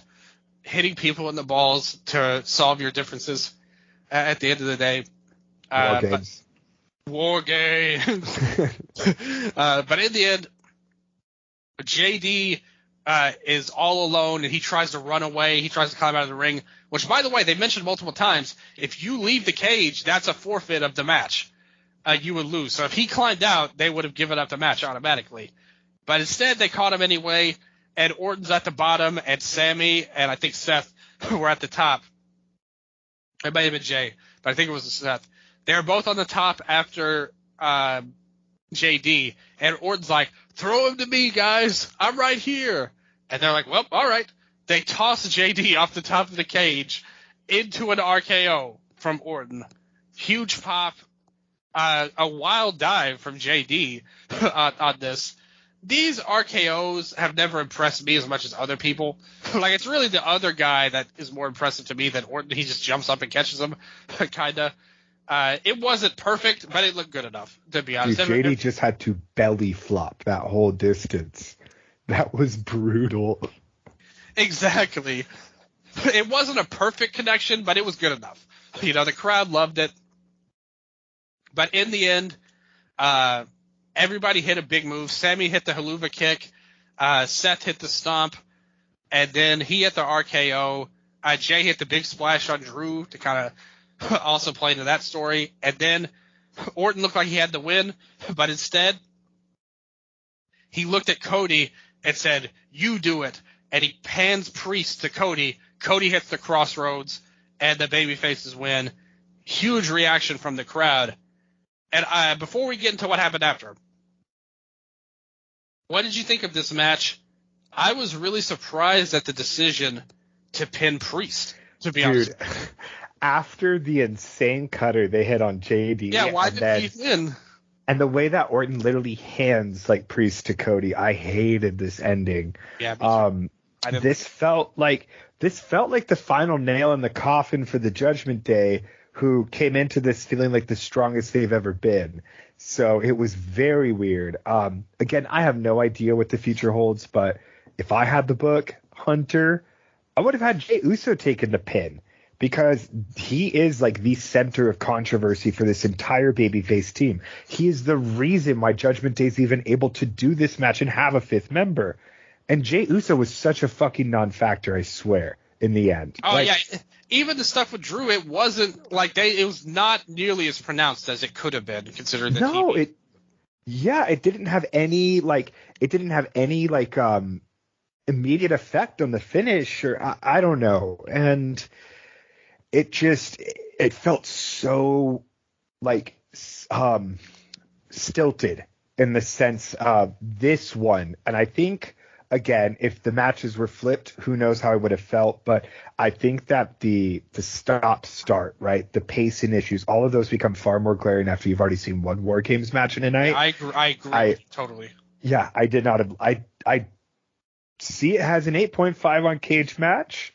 It was the highest rated match on the show. Which is so wild. Also, still can't get over the fact that the show has like almost a 9 average out of 10. Is very wild. Especially we talked about this before we started recording, but none of the shows are even rated closely to what none of the matches on the show are rated closely to what the show is. So the fill effect, perhaps. But no, like, okay, I swear I almost texted you right before Rhea came out. I was like, why doesn't Priest just cash in here? And then she came out and I was like, I'm so fucking smart. And then Orton came out and I was like, so here's what happens now, right? Like pretty much the match ends and I was like, fuck this. This is so dumb. And I left. I just like left my room. Yeah, you missed something that happened afterwards. You texted me. God, let me pull up the text. Where did you text? I just said, oh shit. Yeah. Oh shit. And I was like, okay, well this is afterwards. And oh my God. Okay. Also, the worst part, but also the funniest part in this match is Dominic is about to come in, and I think he's the last one for Judgment Day coming in. He was. And dude, the crowd before he came out was fucking nuclear, though. I will say, this guy is so hated. Yeah.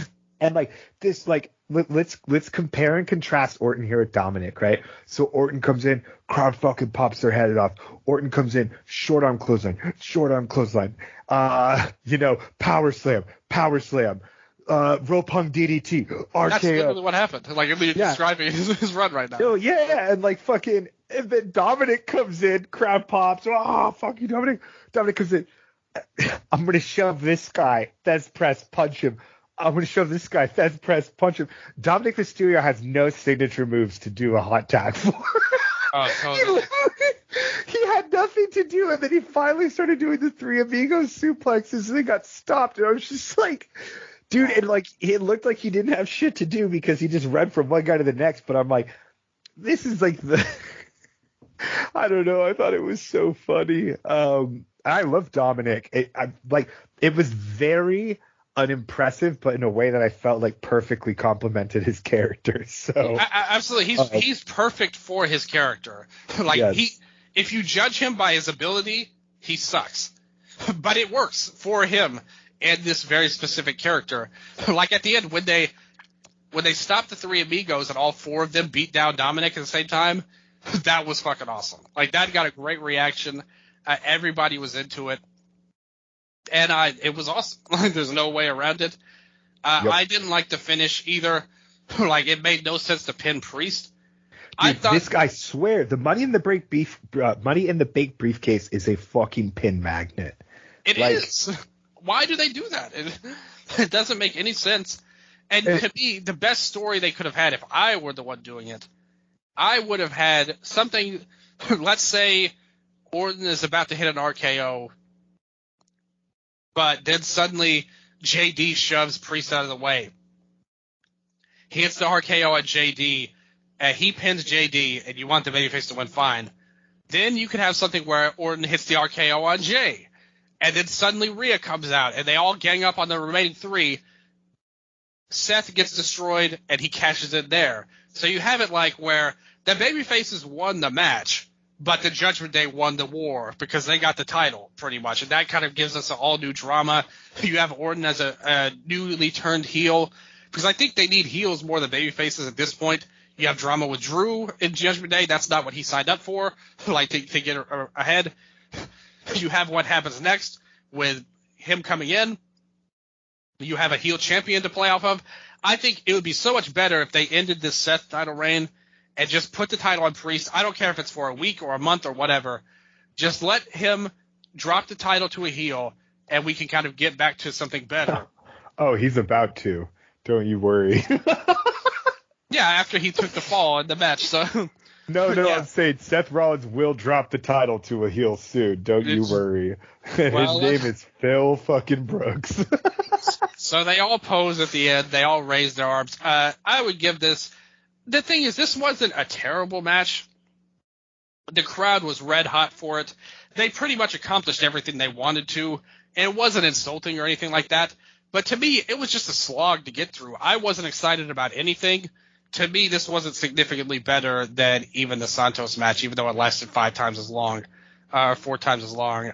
I give this about 3 stars. Yeah, I do like a 2 3/4 for me. I'll say again, I think one of the worst aspects of this pay-per-view, which is to no fault of the wrestlers or agents or, it's just this had such bad pacing overall. And it wasn't the matches. It was the fact that the show was double the match length and all of that was fluff. It was just so much fluff.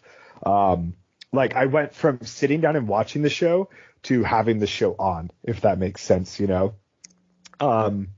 And yeah, I don't know, as a whole, before we hop into Phil, this did not feel like a Big Four pay-per-view at all. I feel like with, any sort of Big Four, there should be massive narrative momentum. And to me, that's not CM Punk debuting. And again, that's purely subjective there. Is it promotion shaking? Sure. Do I care? No, because I just watched his run for the past 2 years. And that's the thing, this is going to hinge on your feelings on Punk. If you're hyped for him to come back, I think you have a lot different, point of view on the show overall. But when in action, how they executed it, the crowd loved it. The Orton and Punk debuts both worked totally how they wanted. They couldn't have dreamed it any better. And in hindsight, it's one of those things. Well, we'll talk about it. Let's just get through this. So they all pose in the ring, and suddenly CM Punk's music hits. They have the Titantron, the name on the screen, the fist and all that. Cult of personalities there. The crowd blows the roof off. I mean, this was an unreal reaction that they gave him.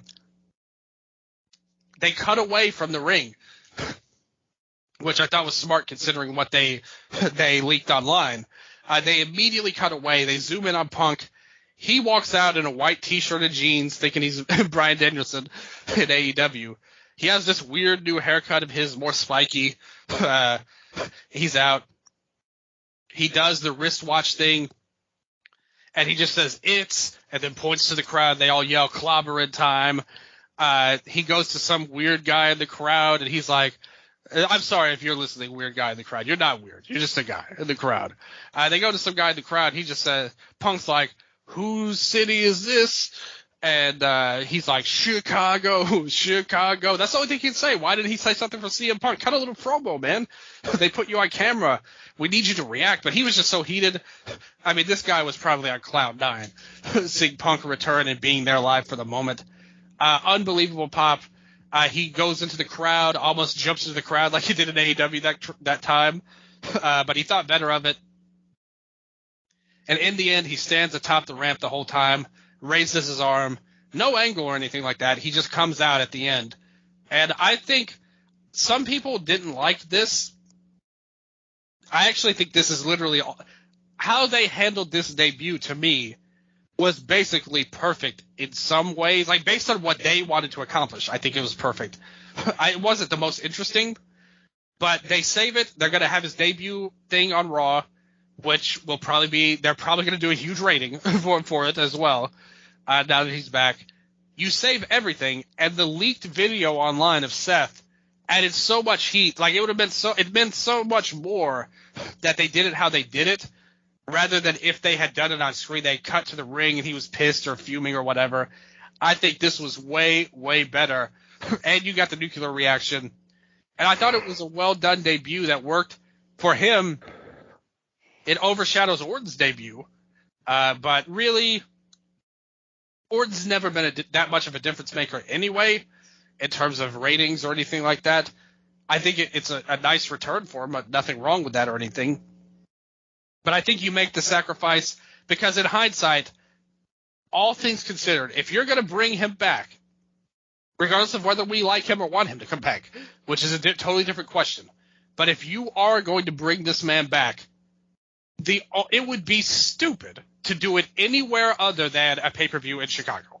Like, that's the only appropriate place for him to debut. So, of course, they did it here, and it worked out for them for one night. In the grand scheme of things, that's a totally different question, I would argue.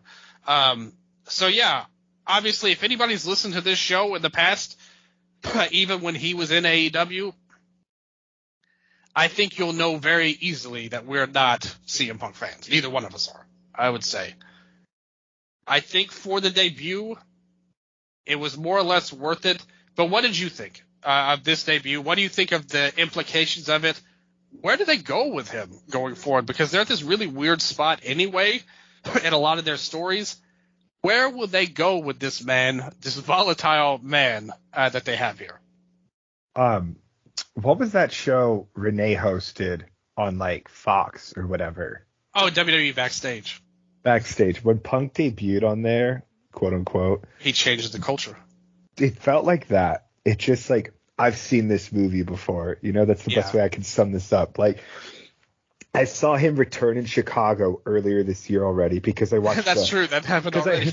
Because last night, the 24th, meaning like what? So the shit's been around. Here's me trying to do math again. Let's see here. So 6 months Collision has been around for, right? Yeah. And CM Punk just debuted for the company the night that the show that was essentially created for him aired its 24th episode. Like, that's fucking ridiculous. I can't believe this loser failed upwards. Like, congrats, Phil.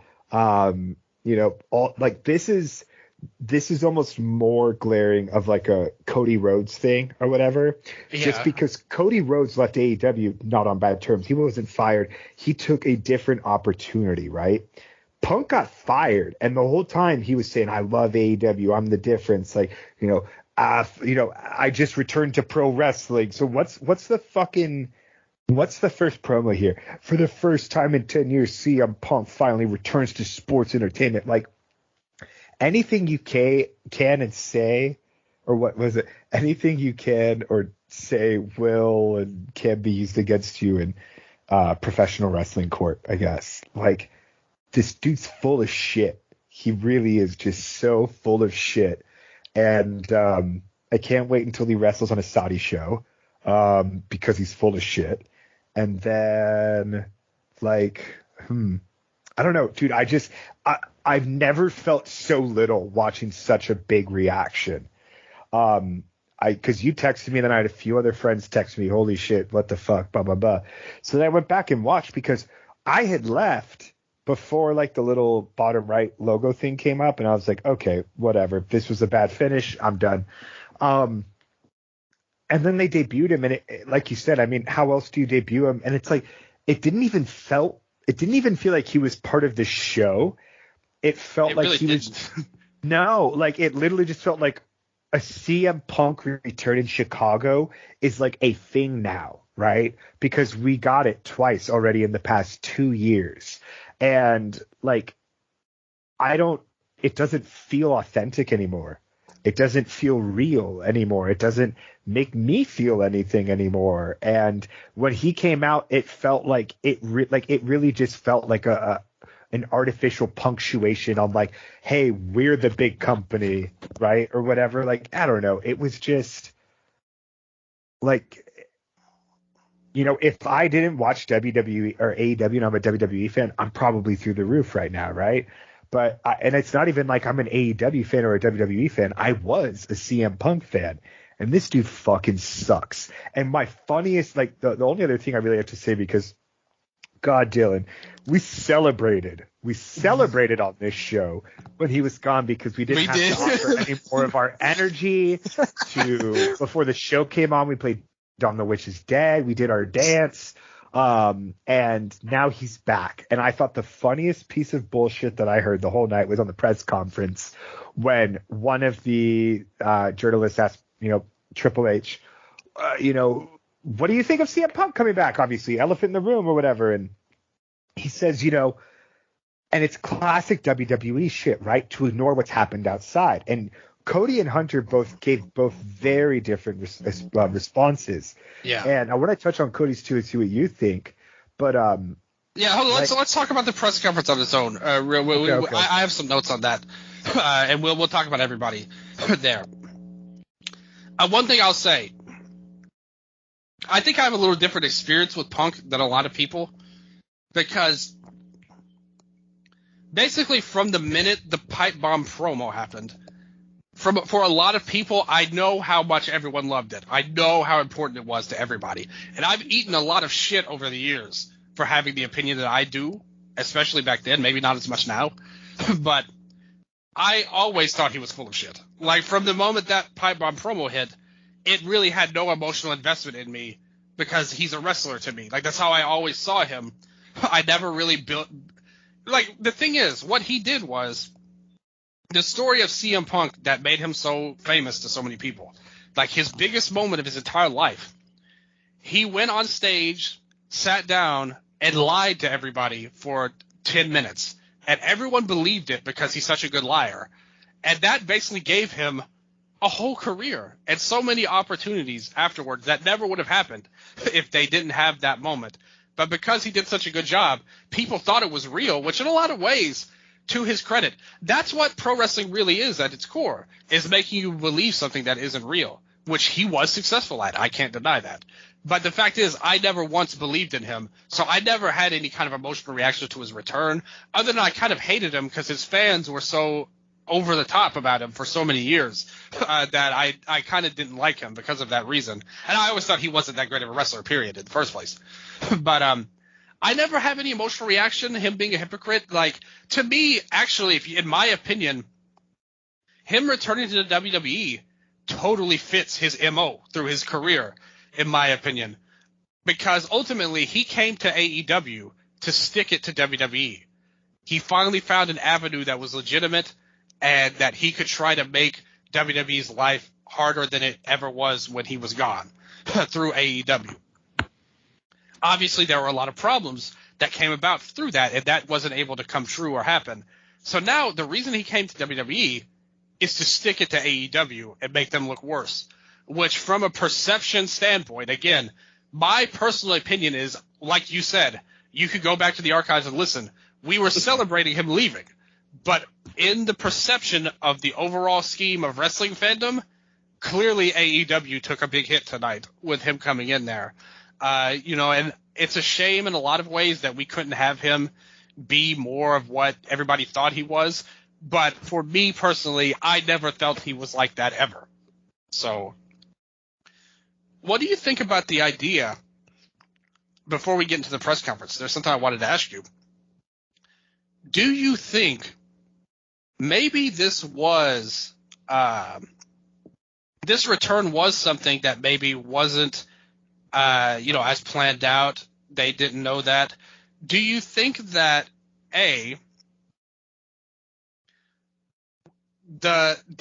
AEW announcing Will Ospreay signing with AEW as basically a middle finger to WWE, how they did it? He's not going to be there for months now. They just did it for that reason, pretty much. Do you think that made them expedite this process and get Punk in faster? Or do you think that AEW knew about Punk coming in and they rushed Ospreay's announcement for that reason to try to get the jump on them by saying, hey, we're signing this major free agent and we get our win over WWE now? Honestly, I have no clue. Sorry for horse slipping there. Hey, we're all about it. You are allowed to horse slip all over. CM Punk is just big old horse slips to me. Here's the thing though. Will Ospreay is a wrestler who has worked his ass off and has secured a 7-figure deal, right? From either company. Good on AEW for providing a literal life plan for him, which is to say he can continue to work with New Japan. He can still live in England with his family, right? All these things. Cool. William Ospreay still got, why am I calling him William now? 7-figure deal, and he got the things that he wanted, right? The difference is that literally Tony Khan bent hand over fist, and that's his own fucking fault now, right? For this guy. He created a TV show essentially for this guy to come back. And then he's going to debut with the other company the same night that TV show airs. That's fucking gross to me. It's not like, hey, we got him. It's like, hey, there's numerous wrestlers who are literally working their ass off on this other show that's on right now. And it's suffering because this prick is literally a man baby with massive narcissism issues. Yeah. And he, very much hurt actual people's livings and, fucked up a company and careers and stuff. Like, we still haven't seen Jungle Boy since the last time. Yeah. And it's just such there's very ugly people in every industry. And I think and I'll call them bastards. I'll say there's bastards in every industry. And I think that CM Punk last night successfully became a true bastard of pro wrestling. And a lot of people will argue, I saw this thing, Dylan, hold on, pause. Wrestle update pause for the Hoodfoot fact of the week. So I saw Hoodfoot tweet. Greg Popovich, right, was talking about, God damn it, who was it? Whitby? No, it was during the game and they were booing him. I think it was they're booing this guy on the other team. Kawhi? What is his name? Oh, Kawhi Leonard. Yeah. And Greg Popovich grabs the mic and he's like, can everyone here please stop booing Kawhi? We're all adults. Let's try to be more respectful. And it drops the mic and the people just start booing 10 times louder. And Hoodfoot goes, yep, this is straight out of the Tracy Smothers playbook. Yes. So, and that's why like Tracy. I love it. And that's why I say the whole Tracy Smothers is a good bastard in pro wrestling, right? But there are bad bastards. There are your Vince McMahons. There are your Fritz Von Erichs, your CM Punks, just true bastards of the industry that I think that, to me, there's nothing that they do that says that they love this art, right? That they love this sport. And it's fucking disgusting. And it's one of those things where, I don't know, I'm just really happy. At least he's not on AEW. And, I really hope.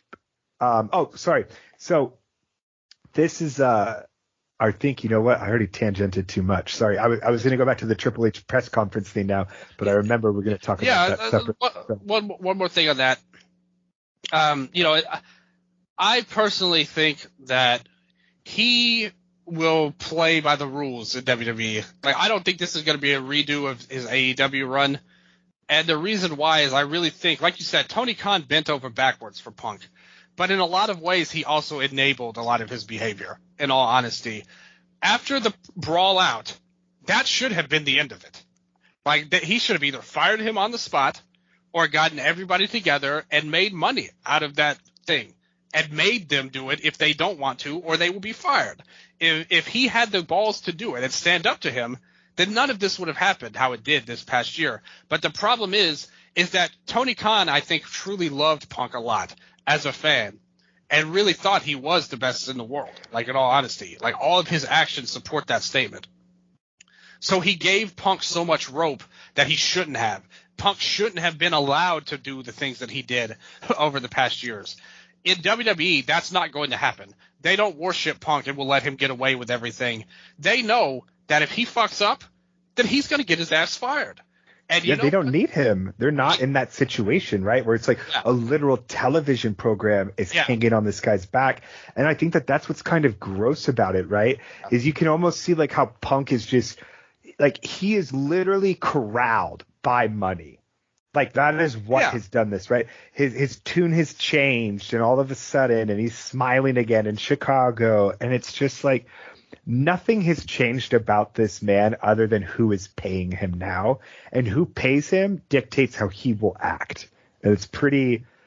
It almost sounds like he's not a human to me. It sounds like he's a subhuman, greedy bastard. So the ultimate capitalist, Phil Brooks there. But the thing is, if they fire him, they're really not going to get any blowback, in my opinion. When you think about it, it's not that risky of a move, just for the fact that whatever sway he may have with the networks, like you said with AEW, that show probably hung on his back. But who's to say that won't help another network with Raw? You've still got the Raw negotiations coming up. Yep. And he's probably going to help that with whatever sway he has. I bet you they had a camera on his ass all day leading up to this show. They are going to do a documentary on Peacock. And the craziest thing, the most damning thing about Tony Khan as an owner and AEW as a whole, WWE is going to be the ones to monetize Brawl Out, not AEW. When CM Punk goes off on this documentary and they draw from that and actually get people interested to see what this asshole has to say on there, which is amazing when you think about it. A huge bag fumble there, not to get there. But the thing is, as a fan, I'm not that interested in any match. I'll ask you one more thing before we get to the press conference. Mm-hmm. What did you make of the Seth video, as well as the Drew McIntyre video of him walking out? Seth going crazy, giving him middle fingers, 2 middle fingers, Michael Cole trying to hold him, Sami Zayn talking to him. Mama was enthralled by this. She watched this like 5 times overnight, seeing Seth go crazy on CM Punk. Because when he came out, Ken was so pissed. And Ken's – actually, they're both – Mama was born in Chicago, technically.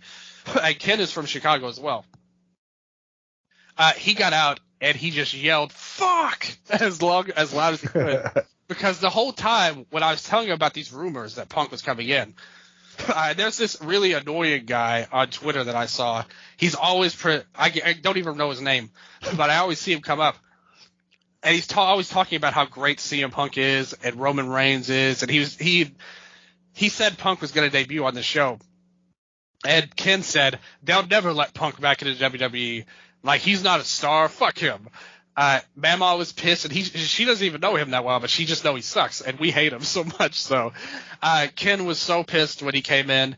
I thought it was going to be like World Cup when the USA lost. He started throwing stuff around, and I had to calm him down a little bit. I was like, it's going to be okay. Like, Punk isn't the whole show. It'll be all right at the end. But I'm just not that interested in any match he has overall. From the looks of it, to me, well, what did you think? Did you think it was a work or a shoot, or what did you think? Was it interesting at all? With Seth's video on Punk?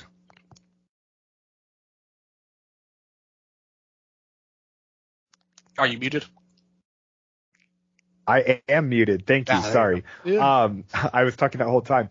Yeah, the thing that got me with Seth was the second Punk return. All I could think of was how I'd always quote Seth. Ha, Phil, Philly Phil, stay away, stay far away, you cancer. Do I think Seth Rollins would literally lose his shit on like the stage and Michael Cole could hold him back? Who knows, man? Who fucking knows? It was pretty. That was like the best thing Seth ever did in his career, though. It was the most realistic thing that he's ever done. So here's the thing. This is the way I'm going to approach it. It's pro wrestling, right? Yeah. So the truth doesn't really fucking matter. So I'm just going to say, what's more exciting? I'm going to say that I believe Seth hates CM Punk, and I think that Drew is going to leave WWE and restart Evolve with Gabe. Interesting. One of those might be a little more real than the others, but you got to shoot for the stars. I think a lot of people backstage hate his act, though. Like, they do not like CM Punk at all back in that locker room. And maybe it will cause a lot of problems. Just him showing up is probably going to put a lot of people not in a very good spot, because he's had problems with Seth, problem with AJ Styles, problem with Roman Reigns, problem with Sami Zayn, Kevin Owens. It's a who's who of people he's pissed off at some point over his career. Those people are not happy. Everywhere this guy goes, it's like fucking Scott Pilgrim, dude.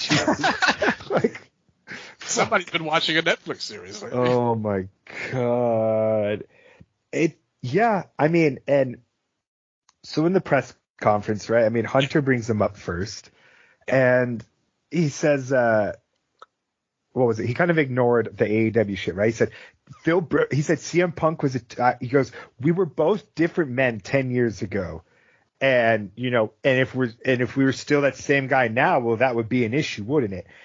And I was like, but dog, he is. That's literally why he's here, is because he's that same guy, if not worse. Like, yeah, he hasn't changed at all.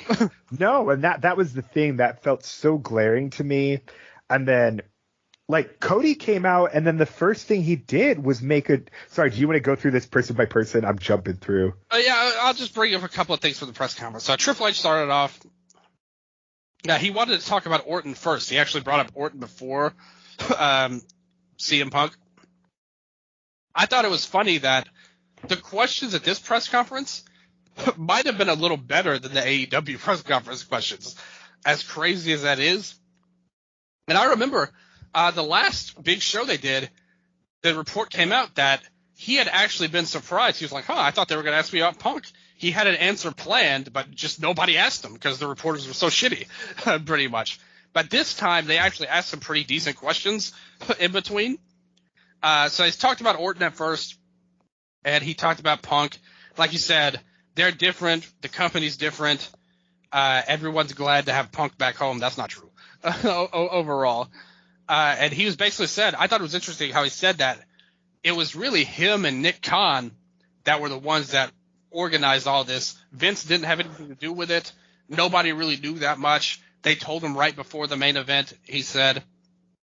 Then somebody, I don't know who this was, they were talking about, they asked him about Joshi wrestling for some reason, which I was like, what the when that happened. And to me, this felt like kind of a roundabout way to try and get him to talk about Julia, which he dodged pretty much. And he was like, I didn't even know what Joshi was until a few years ago there. Then I thought he was kind of hilarious talking about Jade Cargill. Somebody asked about her too. And he was basically like, she's not ready right now, guys. And he was like, wherever she was trained didn't do a very good job.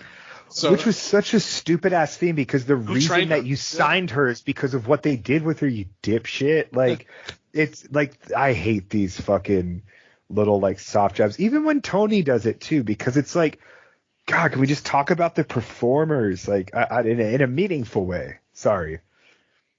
No, I mean, what he said was probably accurate though. Watching her wrestle, like, I believe it. But yeah, obviously it was petty for him to say it that way, to take a side swipe at Jacksonville like that. And then he went on and on about somebody asked about Moxley. Like you said, he kind of dodged the AEW stuff. But he was trying to be like, oh yeah, our wellness policy is better than any real sports. And it was kind of silly, like, when you think about it, because obviously if you're an NFL player, you're probably getting tested pretty regularly and probably a lot more than WWE. But from there, you had, I think it was Charlotte and Becky up next. And I kind of tuned out at this point. They basically just asked them about going for the tag titles, and they were like, no, we're not a team yet. We're courting each other. And that probably means a lot of, like, fan fiction writers are just going crazy with slash fics right now once they get a hold of that. They had Gunther was there. And, again, I didn't really hear anything he said other than just, like you said, he was very annoyed when somebody said Miz should be in the ring with you. And then they got to Cody here. This is what you want to talk about. So let's talk about what Cody had to say when he started off. Yeah, and I did like there was one moment in Becky and Charlotte too where Becky teared up talking about how the biggest moments of her career have all been shared with Charlotte. So that was pretty sweet to see the realness come through. But yeah, so and again this is the pro wrestling shit, right? It's coded. Am I reading into it? But Cody comes out and the first thing he does is like pretend to be an EVP. And like all I could think was target managers and like he's like and other people were like, no, why would it be about that? But I'm like, that's the only link I could make. Is like he basically came out and was like, oops, I was like the old EVP in me basically saying like, I worked with those guys too and you called them fucking idiots or whatever. But again, am I just reading too into it? What do you think? Oh, and real quick, sorry. But they asked Cody too what he thought about Punk coming in. Yeah, they asked him directly. And his answer was very like veiled in a way as well, where he said, like, do you have the exact language or no? No, he basically said something like, yeah, he's coming in. If he can help where WWE's going, then he looks hungry and he's going to be here. It's like something like that. Yeah, if he shares our vision of where we're going and he wants to help us get there, then he said, let him on board. But it sounded very veiled and guarded. And to me, I don't know, the whole thing seemed like, fuck you. But and maybe that's just me reading too into it. But no, but I do think that listen, we don't know. There's nothing that's ever been said about why he left AEW. But the fact is, basically when Punk came in, he left. Like that's all we know. Again, that may have nothing to do with Punk for all we know. But I'm just saying that that's how it played out. The timing was very, suspicious, so to speak. When Cody talks to me, he's like an expert politician almost, because he didn't actually say that much. But he actually said a lot at the same time, pretty much. And he even said, basically, if you ask anybody about him, whether it's a good or bad response, it's all about business. Cody said about Punk as well on there. So I thought that was interesting. Do you have anything else you want to talk about Cody? No, that was it. I mean, it was nice to hear him talk about taking it in, like, oh, I'm gonna, fight in my dad's match. Cody's very endearing. It's always funny to see the fucking neck tattoo. But yeah, that's pretty much it for me. Yeah, he was emotional. They talked about his father-in-law being in the hospital. They mentioned that on commentary during the show too, that he kind of did it for him as well, not just Dusty, but his father-in-law. And like I said, he's a really professional guy. Like everything he said, he's got plausible deniability pretty much. If Punk did get heated, it's not like Hangman Page where you say something and he gets pissed off about it. If Punk came to Cody, he could basically deny he meant anything bad by it. And was like, no, I didn't mean anything bad by it. I was just talking, just hanging around. No problem. Just joking. He gave himself plausible deniability. Whereas Triple H is a little bit more like unguarded almost. But they're all right. The press conference was fine.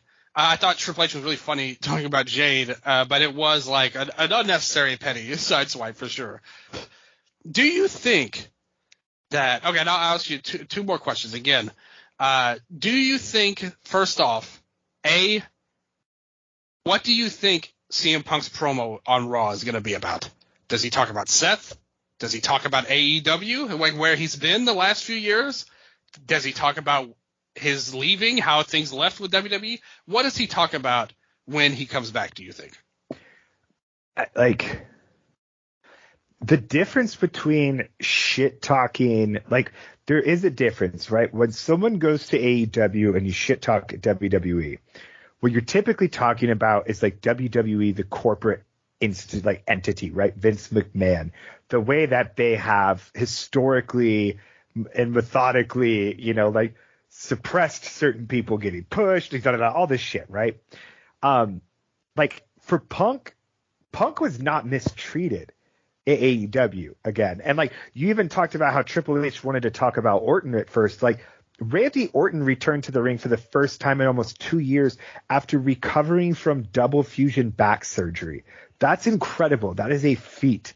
CM Punk got fired because he's a fucking baby and Jack Perry made fun of him in Wembley. Like there's the owner of the company. Yeah, it's such different levels. Like it's being celebrated as like this return, but it's like if the tables were flipped, this would be seen as a demotion, right? And it's only because he went to WWE. I mean, if he had gotten fired from WWE, he showed up in NWA. Fucking people wouldn't be celebrating like this. He went here because they would take him. And like, I don't, dude, it's just. Well, he wouldn't have gone to NWA because he doesn't like wrestling. He likes money. That's true. But that's why I'm saying, like, for him to criticize AEW, it's one of those things where I'm like, I feel like that would just look really bad on him because, again, you have like Sammy and Kevin and Cody there who I think of, right? Where it's like, well, hey, those are all of our best friends. And also like Claudio's there. And so we're like so many people that literally came from here. So why are you going to talk shit about that company? Because again, it wasn't the company that did anything to Punk. It wasn't. You know, but his like, but the fans don't believe that. Like all of Punk's cult-like fans, they all think that he was screwed over by the Young Bucks, who spread rumors about him, and Adam Page went into business for himself. That's how they treat that, even if it's not real.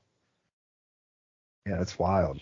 Because we don't think that way, but his fans have spun it around to where he was a victim of everything. No, that's true. That's true. And well, I guess it's. I guess I'm looking at it purely through the lens then of the actual other wrestlers. Is it a good look for Punk, who's just gotten fired from this promotion, to come in, talk shit about them? Because for me, I'm like, you're just like hurting their jobs, you know? Like, I think there will be something in that promo about AEW somehow. Absolutely. He's going to talk shit. Dude, you know what was hilarious? Nick Hausman didn't catch this scoop. Yeah, so, he was at the fucking thing too, dude. Yeah, that was hilarious. Yeah, and Cody said that to him as well, right? When Cody sat down, he said like, "Oh, you fancy yourself a journalist?" And he said that to Nick Hausman.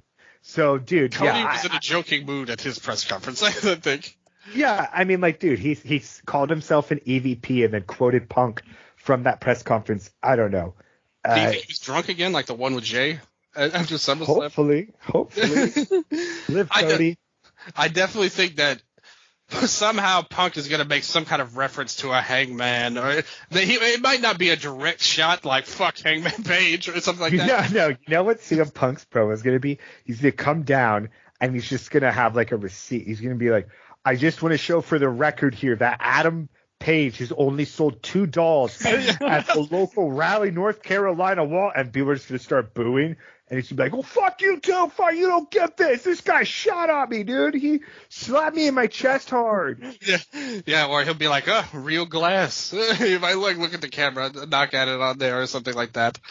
That's the thing, dude. And like they have, like, it's crazy because AEW, this diamond, right? Yeah. And it turned out to just fucking burn them, from injuries to fucking behavioral issues to all sorts of shit.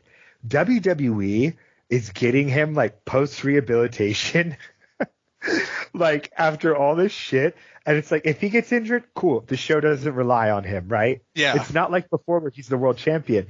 If he is a dickhead again, cool. We already have a completely established top main event scene, you know? And it's like, he left such a hole in AEW, and I think they patched it up pretty quickly.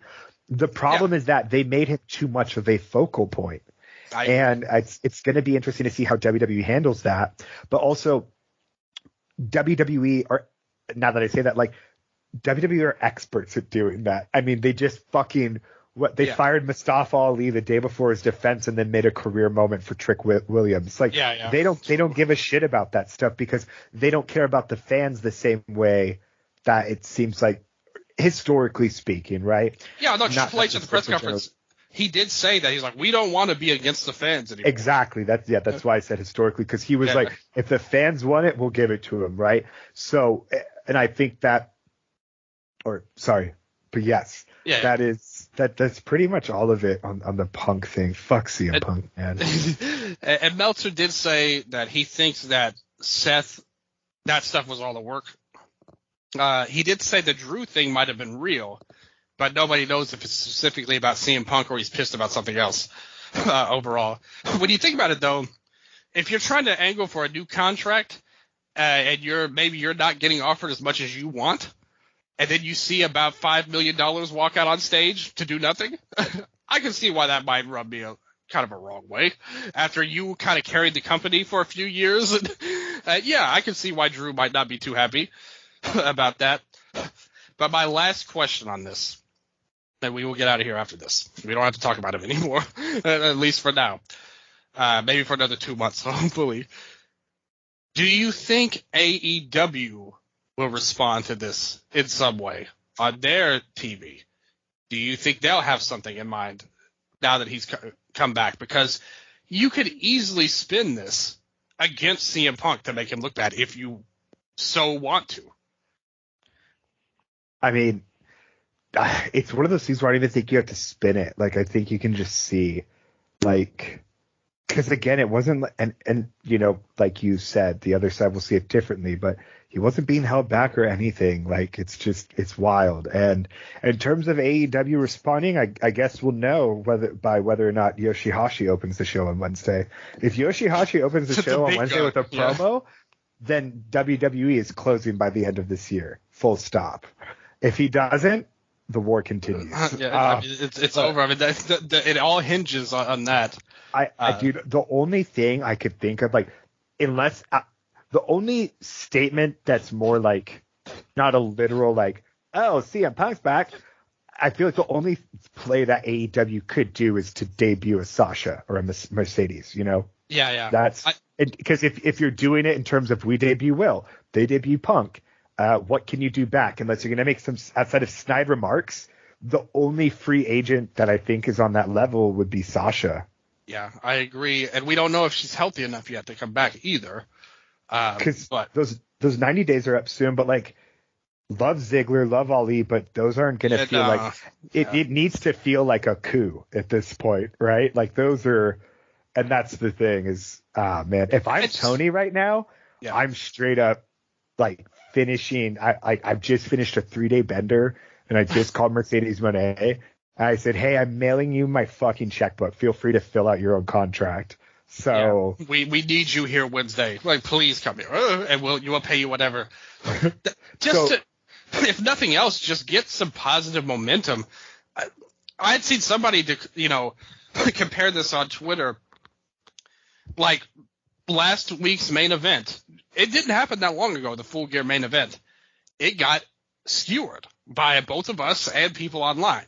It was not popular in any way, nor should it have been because it was an awful match.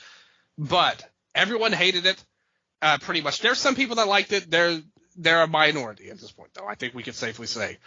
That happened, and then CM Punk came back to WWE after a decade, grabbing all of his fan base that goes along with it. It kind of reminds you of when WCW had the finger poke of doom, and then also had Mankind winning the title and saying, oh, that'll really put butts in seats. Like a huge turning point for the war, like of WCW and WWE.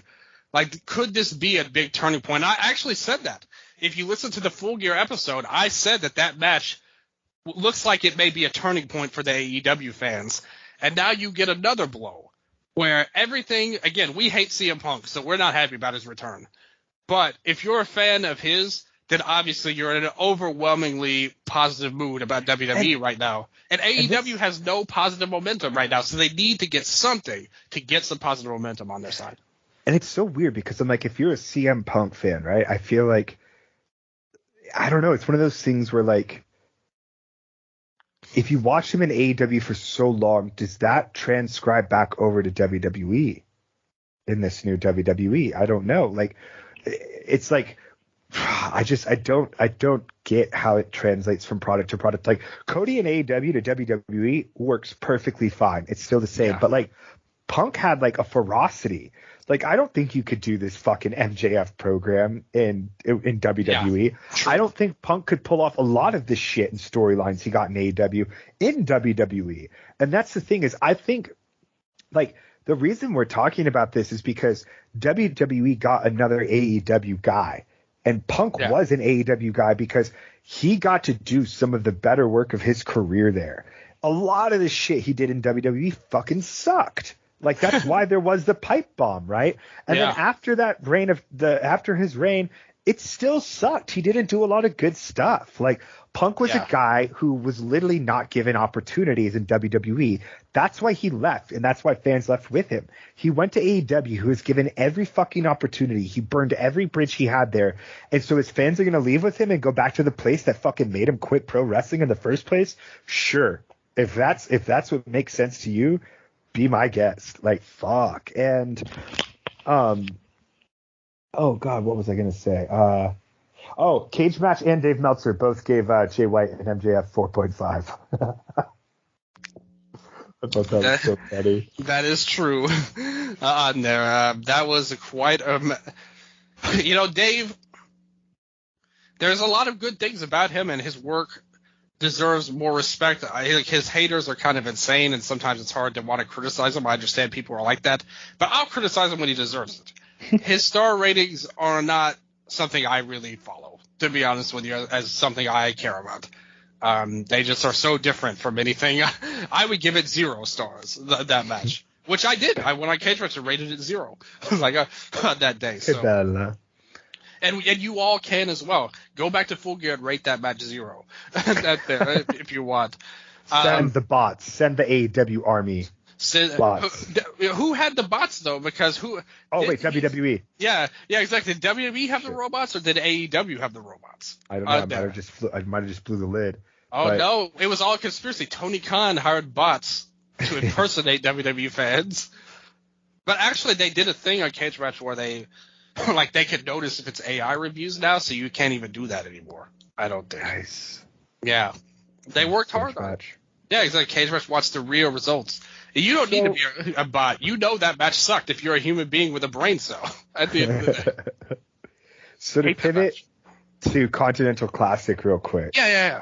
And something I would like to shout out from this week that I absolutely love. This might have been my favorite thing in pro wrestling from this past week. Tony Storm's acceptance speech I thought was brilliant. I thought that was such a fucking great bit. A coronation we've never seen. I love Mariah May in the back when Tony, what did she say? If you want to be like me, I suggest picking up a trade. Like, dude, it was just, I loved it. I loved every moment of it. That was my favorite part of pro wrestling in America this week was, her acceptance speech. And the Continental Classic. Yeah, see, now you could go in case to rate these matches high because they're actually pretty good. So you could rate the MJF and JY to 0. Rate these matches in a good way. I think you'll like them better. Or you don't even have to rate them. Just watch them. You'll enjoy it. Let's talk about it. Claudio and Garcia. Blue League. Very sad that Bryan Danielson injured right now overall. And, we didn't get to see his match. Instead, we only had 2 instead of 3 on Collision. Wait, was he scheduled to have one? I mean, it should have been 3-on-3, right? That's what I thought, unless they're waiting another week. Yeah, I think so. I think that they could always have him wrestle on a Dynamite or something and make it up if he misses any time. But I know that they were talking about his injury, so I don't think he was there for it, unfortunately. But regardless, we still did get 2 good matches on here. I like both of them. What did you think of Claudio and Danny Garcia that you mentioned earlier as well? I liked it a lot. I gave this one 3.5. Again, when you described the Gunther Miz, the iteration you wish you could have seen, I thought you did it. You described this match perfectly. Like from the get-go, Garcia just gets his ass whooped by Claudio. Claudio already feels like the benchmark in this division, or this bracket, which I thought was really cool just from this Garcia match. I liked how the spot where Garcia did Claudio's like little chest pump thing, then his dance, and then like the fuck you to supposedly Daddy Magic in them.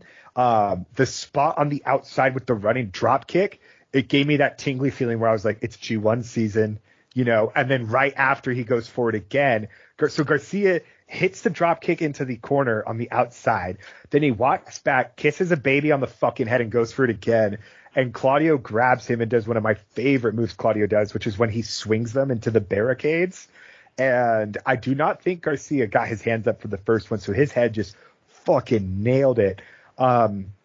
Really, they go back inside the ring there. Really great reversals. I loved the closing sequence with the European uppercut, like the pop-up one.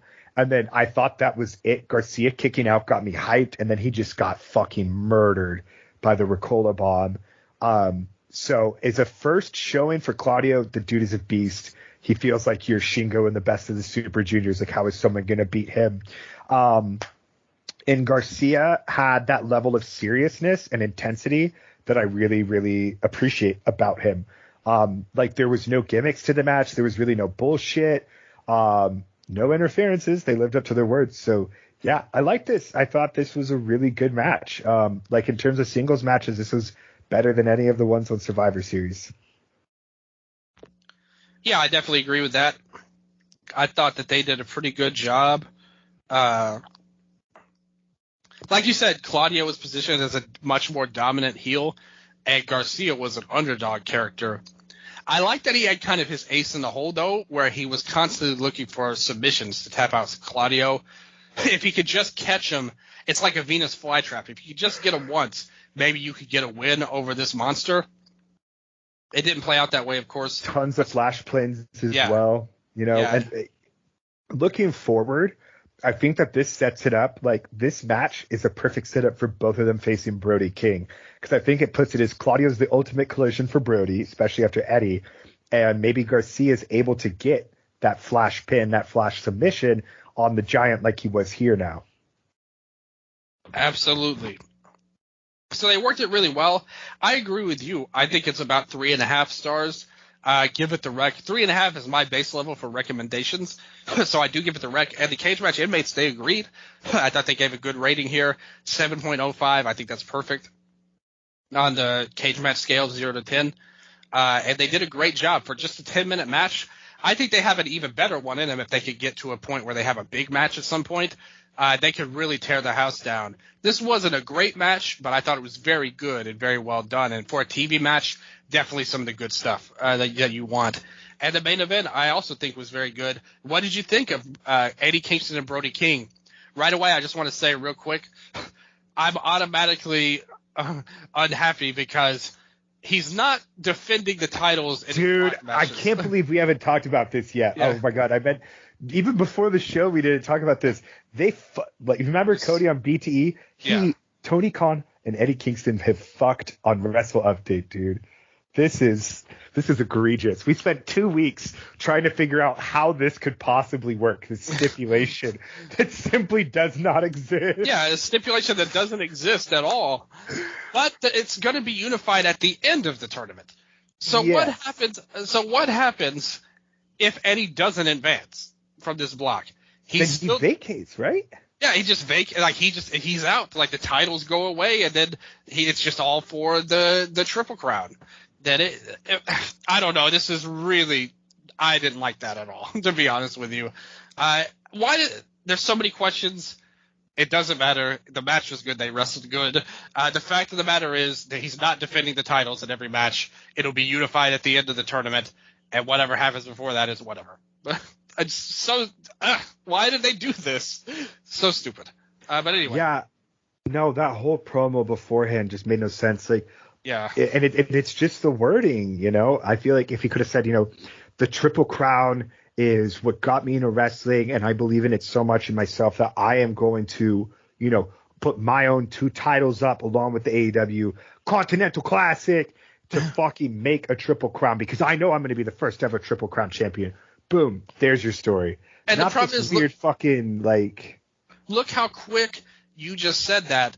I think a big problem with this is something that really got thrown together like so fast. They probably didn't even know who all was going to be in it. It didn't get announced until we talked about it on the last show we did about the Continental Classic. That was the big problem. We liked the first night and we liked the second night. We liked this match too, both of them, and the shows as well. But it was such poor build-up that you didn't have time to do all this stuff and build up and be smart about it. It was all just such sloppy shop. Maybe they heard about Punk and they threw together this tournament to counter it, and they didn't think about it as much as they should have. It's all CM Punk's fault, one way or the other. No, I mean, like, dude, we spent this past Wednesday previewing the entire thing based. Like our whole preview was pretty much centered around this Eddie Kingston match tip. Yeah, like, we both said he would go to the final in our predictions. Because we couldn't figure out any other way. So who the fuck knows now? See, Dylan, this is exactly what I said. They always find a way to break my bracket. I'm about to become a CM Punk and WWE fan again because of this shit. But I thought this match was great. The ending was crazy. They really made Brody look like a beast, dude. Yeah.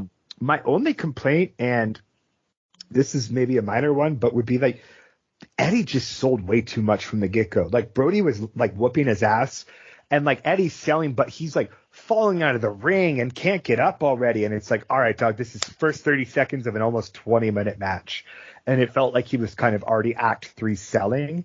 But the whole final stretch, all of those, the spinning back fists, the fucking, just Eddie's whole string of signature maneuvers. The big suplex. Yep. And then that final Gonzo bomb just looked so dirty. What does he call it? The Dante's Peak or whatever? Dante's Inferno. Dante's Inferno. Dante's Peak, the fucking Pierce Brosnan movie. That would be that'd be a much worse finish. Oh my god. That looked dirty. I was very surprised Brody won, but good for him. I think this is probably our first upset. And I think that's why I think that was the thing that was missing from the first show. I really wish they had Roosh beat Jay White on the first show, or even Mark beat Moxley. Not for any reason for them. I mean, I like them both, and I would love to see them get pushed, don't get me wrong.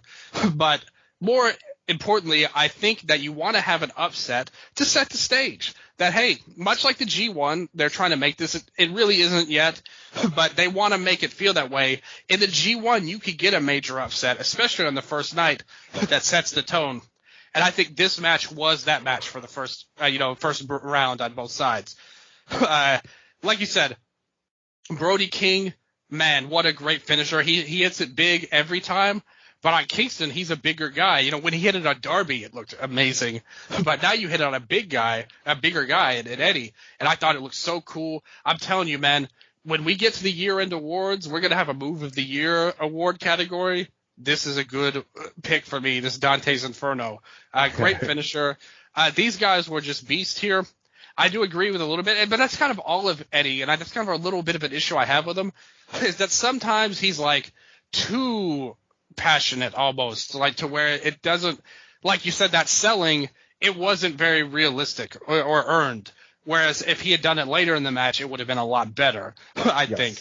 But still, though, they worked their way to having a hard-hitting, badass match, which ultimately logic came second to just them having hot action, which I think is really cool. And Brody getting the win definitely peaked it for me. Not Dante's peaked it, but still it peaked the match as my favorite of the first round that we had so far, or the first night for each man, except for Brian.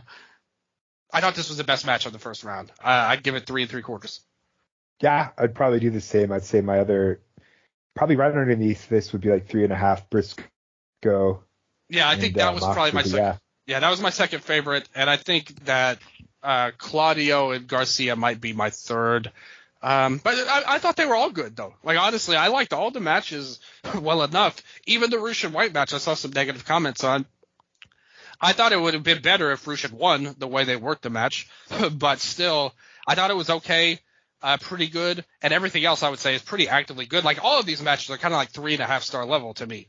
Like even Swerve and Lethal, there wasn't a lot to hang on to narrative wise, but it was more like a 3.25 maybe. But it was right up there. If you gave it 3.5, I wouldn't argue with you. I think all of the matches are on a similar lane right now, but this was the best of the bunch in my opinion. So I was very happy that we took the time to watch it and talk about it on this show. I'm glad we're covering the tournament because we like it on there. Yeah. I think we might be the two most positive people on the tournament, even despite the questionable build-up, which I definitely called out and still have problems with. I think next year's tournament is probably going to be really great. Like if we can get to that point, they bring it back again next year. I think they'll be much more prepared and they'll have everything set up perfectly. So right now, this is almost the demo level of, pretty much of this. It's kind of like a band makes a song, they make the demo version. I think that's what this is for the Continental Classic. It's a demo version of a great song that we have here. And I still enjoy it for what it is, even though I think next year is going to be cleaned up and polished a lot better. But I still like it. I'm still into it. And, hey, now with this unexpected rule coming in that confused – it's not just us. I saw a lot of people say the same thing, too, at the end of the day. Now that we've got this rule with Kingston finally figured out, it opens the door. Like, what's going to happen now? They could set up a couple of different finishers, people that make the finals, rather. And someone like Brody King, it looks like he might be about to gain something from this tournament, which is very important. That's something I think they really need to work on. And so far, so good. I like what we saw. Yep. You want to preview for this week's? You want to do some predictions for who you think will win? Let's do it. All right, so Dynamite Wednesday, we've got Gold League, Swerve versus Jay White. Who you got? Well, I swerve when I drive. I think it's got to be Swerve. I'm going to go with Swerve too, and my big fear now is that Jay White's going to win this. The whole fucking tournament. That's something that's something I'm always afraid of. Right? All right, Mark Briscoe versus Roosh. Ooh, this could go either way. This is interesting because this is a 0-0 here. Yeah. And then I'll go with Roosh. I think Mark being an underdog later on would be more beneficial. Okay. I'll go Roosh as well. And then Jay Lethal versus Jon Moxley. Moxley win that. Cool. I'm going to go Jay Lethal. Do you think Lethal's getting the upset? I'm just going to say Jay Lethal just so we have one difference here. You think Double J – well, no, they said no interference, so he's going to have to win. He's going to have to hit the lethal ejection on Moxley. This will be interesting, though. I just on this second show from a tournament standpoint, we're going to have a matchup that decides a first-time loss in the tournament, a first-time win in the tournament, and then also pretty much whether or not this could be a potential tournament elimination for Lethal, essentially, as well. So I think that there already is that cool little thing there. And I don't know. I'm excited a lot by the first two matches. I can't really call either, so I'm excited. Yeah, totally. I know Jay Lethal's winning. So. I mean, yes, it's obvious, pretty much. A very legit prediction there on your part. But I agree. I think the first two matches, either way, could happen. You could be right, or we could both be right, or we can both be wrong on both of them. I can easily see it going either way in both cases. Right. Collision? Yeah. So, all right, here. See, this is awesome. Claudio versus Brody. Because Brody beat Eddie on this show, it makes that match feel way bigger on top of it. So I really enjoy that. I think I'm going to go because in G1, assuming Tony Khan has G1 Gato brain right now for this. This is how we start to lose, Dylan. We can't predict the bracket. They're going to bust it. There's always a guy who wins a lot early and then loses a lot late. And similar to how there would be a guy that loses a lot early then wins a lot late. Something like I said with Mark where he could come back and be an underdog. I think Brody gets off to a hot start. Pulling for the upset here. I'm going with Brody King over Claudio. Okay. See, if Brody gets the win here, it feels like he is on fire in this tournament. Yeah, exactly. Eddie and Claudio back-to-back. Man, but... Well, what an elevation. Even if he does lose at the end, he's already gained something by being a hot starter. Right. Okay. I'll go with Brody as well. I'm going to say Brody will win this, yeah. Yay. Next up, we've got Andrade versus Daniel Garcia.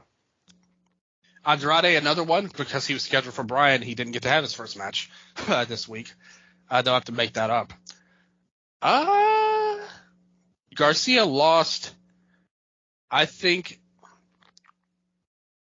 Did you read about or hear about Meltzer was talking about it, and he was saying how Miro, like, he was like, man, I wish Miro was in the tournament. And then the other guy was like, I think it was Alvarez. He was like, Miro doesn't want to do jobs. This is the problem. And then he's like, they were talking about, like, Garcia's a good soldier. He'll do what he's told. So I think maybe I'm biased with that, but I'll say Andrade gets the win to protect his ego. Like, Garcia doesn't have an ego about losing, but Andrade, he's kind of nuts. So I'll go with him. Yeah, okay, so this makes me think, okay, because they just did Danielson Andrade, right, recently. Maybe that's why they didn't do it this past weekend, but they wanted to do these other two first. Oh, that makes me think that could be a potential block decisive final now. Yeah, that would be a good idea. Yeah. Assuming, because they're going to have to, I mean, I guess they could fight each other next week, but see, now I'm getting two in my head. I'm going to go with.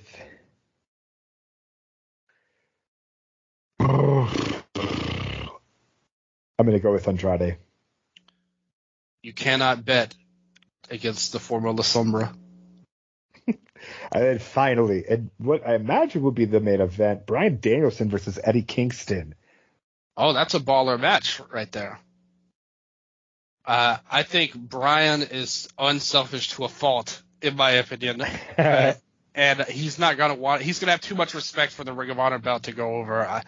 The only thing that I could see this match being a draw, to be honest with you. On Collision. I think I'm going with the draw here. Neither man gets the win. I think that also helps Kingston's story as kind of like an underdog in and of himself. So I'm going with the draw, time limit style. Okay, I'm going to switch this. I'm going to say Kingston wins this. Yeah, I think it's more likely Kingston wins than Bryan does, though. I'm going to say that Swerve and Jay go to a draw. I could see that, actually. I could see Swerve and Jay going to a draw, not wanting to beat either of them, to be honest with you.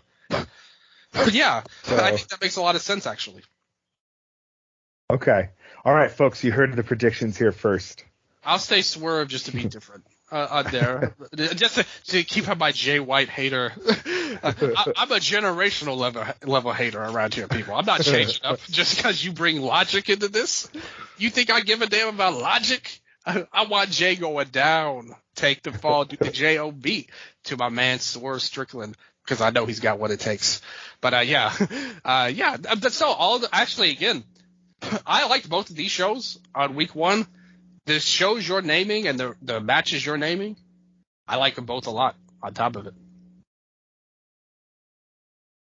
I'm hyped for this next week. Yeah, me too. It's going to be a lot of fun. I can't wait to talk about it. Me too.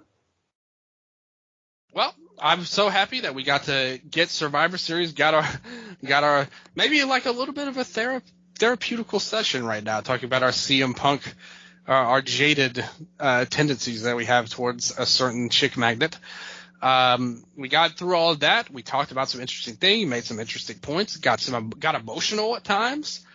We got a little bit of everything and had some fun talking about the Continental Classic. So really fun episode. Really enjoyed doing a bigger one again after the Continental Classic episode 1. Next week we should be talking about it again, or maybe not next week, but right around that time we will get to it. Should be a lot of fun there. And Nello, what do you want to say to the people? You have your time. The spotlight is all on you. Nobody can stop you.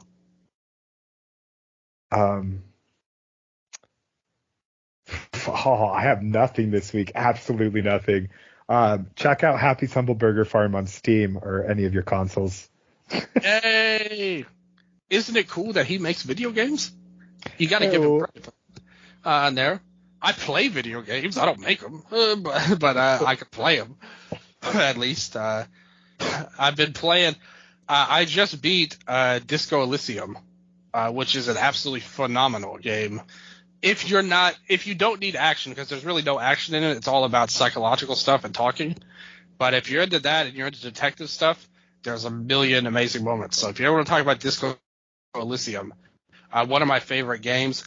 I started picking up, believe it or not, again, I'm dating myself. All my games I play are comfort games. Pretty much. I'm still waiting to upgrade on PS5. I held off on the Black Friday sale. And I'm going to wait until the holiday sale. So once we get around Christmas time, I'm going to make another move to upgrade to PS5. After that, I'll play some new games. Yeah, because I got some stuff in mind that I want to check out and play. Got to get back on my wrestling game theme with WWE 2K. Got some Fire Pro. I'm big into. I'm going to get back on that. Might even stream a bit on Twitch when I do that. Somebody asked me about that again. I haven't done it in a long time. But I will soon. But Disco Elysium, play it anyway. I don't care. It's on PS Plus. It's free. Like, you don't even need to get it there. But yeah, and I'm gonna date myself and play Skyrim a little bit later. So nice. we always have time for that in this household and on this show as well. Let us know what games you're playing, how things went. Hopefully everybody had a happy Thanksgiving. Hopefully everybody bought themselves something nice on Black Friday. We need that Black Friday bonus. Hopefully one day this miserable NFL season will end and I never have to watch this Panthers team play again before everyone gets released on there and fired, which would very likely happen. But regardless of what my sports teams are doing to me, the Panthers and the Grizzlies, I'm still here, and by God, we still having a lot of fun talking about wrestling, and I'm very thankful for that. So thank you, everybody who listens. Thank you, everybody who has made it to the end of the show. Thank you, WWE fans. Thank you, AEW fans. Thank you to anybody who just loves pro wrestling. And until next time, this has been your Wrestle Update.